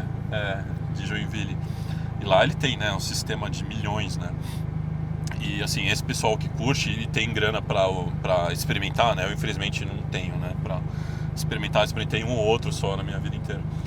Mas dizem que mesmo essas frequências que você não ouve, ela é importante estar ali. Porque ela tem um papel na vibração do ambiente, na forma como o som é transmitido junto com as outras frequências. Não é só o falante, é a sala do cara. Ah, sim, com certeza. Não é só o driver, né? Não é só o driver em si ou o amplificador, é todo um palco sonoro projetado, Sim. né? Mas nessas situações eles gostam do arquivo RAW porque mesmo fora do espectro auditivo, né, abaixo de 20 Hz, acima de 20 mil, às vezes essas coisas que você não escuta lá no alto, ela ainda tem influência nas frequências mais baixas, né? E também você não tem uma percepção no ambiente, né? E a gente a gente não enxerga a frequência infravermelho, mas a gente sente ela, né? Por exemplo, né? Sim. Então a gente tem outros receptores, né, no nosso organismo que captam essas vibrações que não são só nossos ouvidos, né? Só isso faz parte da experiência. Só porque não entendeu ainda, o Fábio ele faz escapamentos, tá bom? Só que esse é o que eu mais gosto do Fábio, porque a gente extrai assim, a gente tá falando de escapamento. Estamos falando de escapamento. Tudo isso é importante pra... Só que, assim, quando que você ia conversar isso com o todo respeito, né? O Zé Roberto Escapes. Entendeu? Por isso que eu gosto de conversar com você, Fabio. Sim. Porque eu entrei naquela discussão de transistorizado para valvulado, né? Eu cheguei a investir num equipamentinho, num fone... Um amplificador valvulado, um fone legal. Eu fui atrás disso aí, comecei a comprar uns vinis e tal, porque essa é a parte das coisas, né, que me desperta curiosidade. Esse carro aí, por exemplo, o fone agora que eu comprei, etc. E eu acho que no final é isso, cara. Você é um dos únicos caras que eu consigo ter uma conversa um pouco mais científica. E você domina um assunto muito mais que eu tenho só o conceito básico ali, né? Pelas nossas conversas, você tá pau a pau. Eu fico preocupado, na verdade, Fábio, assim, porque no final o que a gente tá fazendo aqui? A gente tá gravando um vídeo, né? Sim. É uma oportunidade única de estar compartilhando isso aqui com você, só que eu fico preocupado, falei, será que a gente tá indo longe demais, entendeu? A galera já perdeu a referência e... eu acho que vai ter aquela parcela mínima que talvez até vai fazer questão de comentar, né? Que entende, que gosta também. Mas acho que para a grande maioria não vai fazer sentido a maior parte das coisas que a gente está falando, né? Mas que sirva de inspiração para a pessoa se interessar, talvez, né? Eu acho que são assuntos super interessantes, né? O som é o primeiro sentido que a gente passa a sentir, né? Quando a gente ainda está no útero, né? Ali a gente ainda é um embrião ali, informação, a gente já começa a ouvir, né? Então, e dizem que é o último sentido que você perde também, se você começa a perder os sentidos, né? Eu já desmaiei algumas vezes por esporte, por atividades assim, né, que envolve o extremo, né? Eu fui muito atleta no passado e eu lembro de, perder a visão, perder, o tato, mas ainda tá ouvindo as pessoas. Ouvindo a galera ao redor. Ao redor ali, ele morreu. Pô, eu lembro uma vez que eu desmaiei, é verdade, velho. Eu quase desmaiei no colégio, começou a ficar escuro assim, eu lembro do professor de educação física, ele vai desmaiar. Ele vai desmaiar, afasta aí que ele vai desmaiar. E você já tava desmaiando. Eu já tava desmaiando, tá ligado? Exato. Só que eu não desmaiei, eu quase apaguei assim. Mas quando você quase apaga, você tá consciente ainda, mas você tá ali deu uma queda ali de voltagem ali no sistema. Baixa tensão. E assim, a frequência sonora, tratando a frequência sonora, ela é muito mais abrangente e importante do que só o espectro que a gente ouve também, né? A gente também tem a frequência que muita gente acha assim, musicoterapia, isso daí é, sei lá, ciência, pseudociência e tal. Mas não é só o que a gente está ouvindo, é o que está reagindo no nosso corpo, né? É a ressonância também das nossas células, dos nossos órgãos, né? A própria caixa, a própria caixa, torácica, ela vai reverberar numa frequência, né? A minha 600, a V12, a Mercedes, ela tem uma frequência ali a 2.000 e pouco, ali 2.200, e eu não posso afirmar que é 220 Hz, que seria o ideal, porque ela não está, né, bem organizada ainda, o escapamento, né, casa de ferreiro, né, espeto de pau. É isso aí. Mas tinha uma época que eu estava tendo extrasístole, por conta de pandemia, ansiedade e tal, um monte de questões. Também tive uma baixa, tava com ferro baixo, tava meio com princípio de anemia. E aí comecei a ter extrasístole, então assim, qualquer coisa no meu tórax me incomodava, né? E tinha uma frequência ali na V12 que ela entrava em ressonância com a minha caixa torácica e eu sentia assim, e dava um mal-estar instantâneo, assim, que eu sentia meu coração vibrar, assim, na mesma frequência do carro, assim, eu ficava, eu vou ter um ataque cardíaco por causa do ronco. É o som da morte? É o som não tem aquelas da coisas ressonância da caixa torácica. Tem assim, aquela conspiração na embaixada americana em Cuba, que os caras ficam jogando umas frequências específicas pra dentro do... eu já ouvi falar disso. Você já ouviu falar disso aí? Mas é exatamente, a frequência como arma, ela pode ser... E aí os caras estão ficando loucos. Inclusive ela é, né, usada como arma também, né? Hoje tem várias, né, tecnologias nesse sentido. Você né? já viu o scanner óptico também? Que o cara pega assim, ó, ele aponta o microfone pra janela e pela Sim, vibração da janela ele consegue pela imagem ele pega o som, tirar uma imagem do ambiente. Sim. É muito louco isso, velho. Porque o som ele não precisa chegar na gente se você tá vendo, né, a oscilação, a frequência das ondas do meio ali, né, sendo... É como se você tivesse apontado uma câmera para um alto-falante. Sim. Né? Ele tá vibrando. Se você aponta uma super câmera para um alto-falante, ela vai conseguir saber exatamente qual frequência que tá ali. É uma questão de você traduzir o meio. Traduzir o meio, exatamente. Que é o que a gente faz do forma digital pro acústico ali, né? A gente traduz um sinal e faz ele ser reproduzido. E o som eu acho que ele envolve, né, muito mais questões da ciência, né? Eu tive um cliente logo no início da Secret, lá em 2021, 20, que ele tinha uma Porsche, eu lembro até hoje, e ele era médico. Só que ele não era qualquer médico, ele era um médico cientista, e ele era médico cientista de tratamentos com ressonância de frequências sonoras. Assim, super específico, né? E eu lembro que a gente se conversou primeiro no telefone, e depois ele gostou tanto do papo que ele veio, fez questão de ir lá no galpão, na época, naquela primeira garagenzinha, pra conversar comigo e tal, e ele ficou, tipo... não só interessado em ser meu cliente, mas interessado em discutir assuntos porque ele acho que também estava carente de alguém que entendesse um pouco mais, assim. E, cara, muito louco, porque ele me explicou naquela época que pra você, por exemplo, matar uma célula cancerígena, né, uma determinada célula cancerígena, né, porque não é abrangente assim, né, cada tipo de câncer é um tipo de célula diferente. Eles tinham estudado já todas as frequências possíveis. E aí eles passaram a estudar frequências combinadas. E foi nas frequências combinadas que eles conseguiram entrar em ressonância e destruir a célula. Tipo um acorde. O acorde, necessariamente, ele precisa ser 3 notas ou mais, né? Senão ele é só uma nota ou só um bicorde, né? Mas lá ele trabalhava com no mínimo 2 frequências combinadas. Então ele é como se fosse um bicorde, né? Mas são espectros de frequências que a gente não ouve, né? Em frequências altíssimas, né? No caso de megahertz, né? Mas interessantíssimo, porque...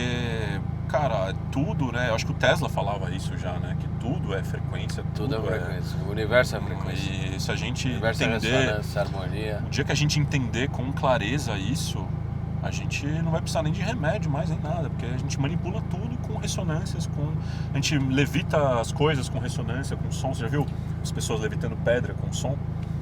Inclusive... Sim. Inclusive tem teorias de que a pirâmide foi feita assim, né? Tipo, que eles dominavam técnicas de ressonância sonoras que a pedra literalmente levantava do chão e colocava em cima, pedra de toneladas e tal, né? Então você consegue empurrar, né, uma coisa que é super pesada, se ela estiver vibrando, né? Se você tipo pega um negócio que pesa, sei lá, 5 toneladas, você não tem força para empurrar, Mas você faz ela vibrar, você consegue empurrar, porque a vibração Você permite... tira o atrito estático ali, né? Então uma forma de você... Mas aí você tem que entrar na ressonância do material. A ressonância do material, exatamente. Que não é difícil calcular, é super fácil calcular, né? E isso é muito legal. Eu fico brincando hoje de fazer ressonância construtiva em ambientes, assim. Então, se você está num ambiente menor, é mais fácil. Né? E normalmente, se for a luz com azulejo ou com um tipo de pedra ardosa e tal, ou porcelanato, fica mais fácil também, porque as frequências se refletem melhor, né? Mas você consegue achar um ponto de ressonância do ambiente, né?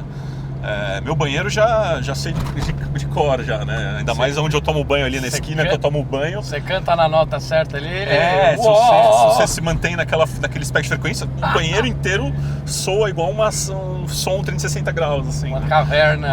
É muito legal. E se você tá num ambiente específico, né? Você consegue fazer uma pessoa do outro lado da sala ouvir você se você entrar na ressonância, às vezes falando baixinho, né? Sim. Você fala baixinho, mas você fala na mesma frequência de ressonância, a pessoa do outro lado da sala ela te ouve. Cara, isso é muito legal. Eu adoro isso tinha brincar com isso, assim, sabe? Tipo, catedrais. Tinha, era né? Tudo propositalmente arquitetado para isso, né? Os teatros da Grécia Antiga. Você vê um conhecimento super antigo, super né? antigo. A gente tinha mais conhecimento antes do que hoje.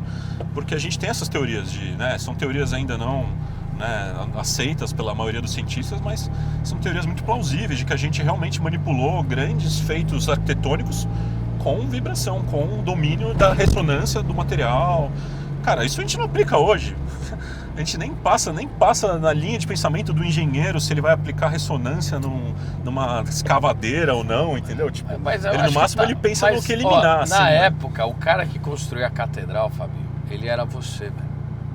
Ele era um cara que estava com uma ressonância harmônica com o universo. Com o universo, tá. Entendeu? Que percebia... A gente vivia mais o natural, né? Velho. A gente estava mais voltado para os Só que também precisava de uma mente, né? precisava de uma mente brilhante, assim, ó. O cara ultrapassar aquele... É que a gente nasce nessa estrutura hoje... A gente precisa de estímulo, né? A gente precisa de curiosidade, a gente precisa de... Mas precisa também de sensor, cara. Sim, sensor ultra sensível, entendeu? Isso é meio loteria, cara. Tem cara que nasce pra pilotar carro. Sim. Não é o meu caso. Né? Eu me viro bem pra não bater. Né? Mas nunca que eu vou chegar no nível do cara que nasceu com o nível sensorial ali, que dá aqueles 2, 3% a mais, entendeu? Sim. E eu acho que o cara que construiu a catedral chamava Castellotti, não? Porque é um castelo, né? Castellotti é só um pequeno castelinho em algum lugar da Itália. Ai, caralho, Fabinho. Mas você estava falando, por exemplo, a escavadeira. Imagina se o engenheiro que projeta a escavadeira, ele consegue ali botar um botão que a escavadeira entra numa frequência exatamente do material que ele vai escavar. Mano, ele escava o material muito mais fácil. Com certeza. Economiza energia, economiza... Entendeu? Tipo, a gente não usa essa aplicação... Com certeza. A gente perdeu essa... Igual a gente perdeu a receita do concreto romano, a gente perdeu a... Entendeu? Então... Mas talvez, assim, do tipo... É aquela coisa, né? O que eu falo agora, saiu o 911 o turbo híbrido novo, né? Do tipo, a teoria a gente já manja, a gente sabe que o turbo tem lag, a gente sabe que o motor a combustão ele tem uma baixa eficiência energética, se você pensar em transformação para movimento, né, química para movimento, etc. A gente tem essas teorias e se a gente botasse um sistema sei lá, na escavadeira, talvez a gente adicione complexidade também. Sim, mas tipo, tem uma balança aí. Não, eu entendo, sim. Tudo tem que ter equilíbrio também e tal. Tem que ter viabilidade econômica. Imagina, o cara adiciona lá um sistema para fazer a pá vibrar e pega um microfone, um variador de frequência lá, com uns pies elétricos. Tem matérias que são sabidas. Pô, uma rocha vibra de tal frequência, uma terra batida vibra de outra. Mas imagina também que ele aplica aquilo na pá ali, ele vai cavar com uma facilidade aquilo, velho. Vai economizar uma energia, vai economizar entendeu? Enfim, é que às vezes eu me pego nessas filosofias assim, pô, será que eu poderia fabricar outras coisas também? Porque tudo que eu olho dá vontade de melhorar, assim, sabe? Você não se pega assim o tempo todo? Pra caralho. Aí eu fico assim, pô, será que eu não tô gastando que hoje, tempo fazendo escapamento, poderia estar fazendo outra coisa? É o que... Achando a cura sei lá, ou pelo menos procurando, né, a cura de alguma coisa. Então. Cara, hoje isso é o que me faz hoje ir pra Vanguard hoje, velho. Pra você ter uma ideia, assim, Você tentar ser melhor em alguma coisa. Eu comecei a trabalhar nisso por causa que eu gostava de carro. Uhum.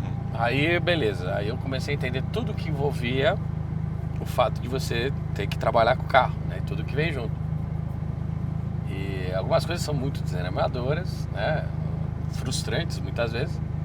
Mas, assim, a possibilidade de você falar assim, isso que eu tô fazendo, por exemplo, com o sistema de gestão da Vanguard, que eu olho hoje e falo, pô, agora eu preciso criar uma função para unir aquela outra função que eu desenvolvi há 3 meses atrás e me dar um resultado aqui, tipo, o cara aperta o botão e o carro sai consertado no final, tá? Resumindo o negócio. A possibilidade de eu fazer essas melhorias hoje é o que tá te que motivando. É o que é a minha motivação, cara, porque eu não sei você, velho, mas passou um pouco o romantismo ou a novidade pra quando eu... Ah, sim, de mexer com o carro e tal. De mexer com o carro. Essa parte já foi, sim, essa entendeu? parte já foi superada faz tempo. E aí você entra nessa parte de não sei se com você é assim. Essa parte, puto, mas agora eu preciso gerenciar o negócio, para o negócio criar recursos, para eu pegar esses recursos, aplicar no lugar certo, para eu continuar fazendo o quê? Melhorando o próprio negócio. Não é mais sobre carro, a gente tem que criar sabe? interesse nos desafios, né? E fazer dos desafios algo que nos motive a ser criativo, solucionar problema. Porque isso que é gostoso, né? A parte legal, que era estar junto com os carros, a gente já tem, já se acostumou e já talvez nem faça mais tanto questão, né? A gente já tá querendo brincar de outras coisas, né? Tipo, porque né, a gente brincou tanto de carrinho já que, né, tipo, a gente já sabe de cor a brincadeira já, né? Sim. Mas ainda existem vários desafios dentro desse universo, né? Que é brincar de carrinho, né? A gente está se reinventando em cima disso, né? Eu acho que sim, acho que a gente tem total empatia nesse fator aí. Eu acho que muitos empresários também buscam, né? Esse tipo de desafio ali constante, né? Eu tenho um adereço, assim, eu tenho uma apreciação maior por coisas difíceis, assim. Não sei, foi da minha criação, eu acho que o videogame tem boa parcela disso também. Eu sempre gostei. E a gente escutava o contrário, né? Para de jogar videogame! Pois é, eu escutei pra caramba. Para de jogar videogame! Sai da frente dessa tela, você vai ficar cego! Nunca vai te servir. Tempo perdido, tempo inútil, né? Não vai te dar cognição, não vai te dar reflexo, não vai te dar...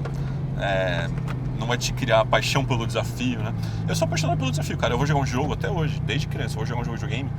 Pra mim não tem esse negócio de iniciante, médio, é o hard. É o hard. E se tem um que não tá desbloqueado ali ainda, eu fico, porra, beleza, eu tenho que jogar o jogo inteiro pra desbloquear aquele que eu quero jogar aquele, né? Até Dark Souls, Fabinho? Tudo, cara, tudo. Sekiro no hard? Se eu jogar um jogo e eu demorar Sekiro 2 horas pra hein, passar da primeira fase, é porque eu tô curtindo o jogo. Ah, caralho. Porque, cara, a hora que você finalmente passa, é uma sensação de realização que não tem preço, que você não tem quando você tá jogando no fácil, ou no moderado, ou no difícil, que seja, entendeu?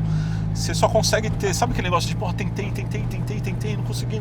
Ou aquele você finalmente consegue, cara. Que só 1% 1% do que jogou tem, exato. Cara, é isso que é legal, né? Isso que é legal. E eu meio que levei isso pra vida, assim, né? Ainda teve o fato de eu ficar cadeirante no meio do caminho, né? Tornou as coisas mais difíceis também. Então, assim, a aventura é em cima disso daí, do desafio, né? Mas te deu foco em outras áreas também, né, Fábio? Tipo...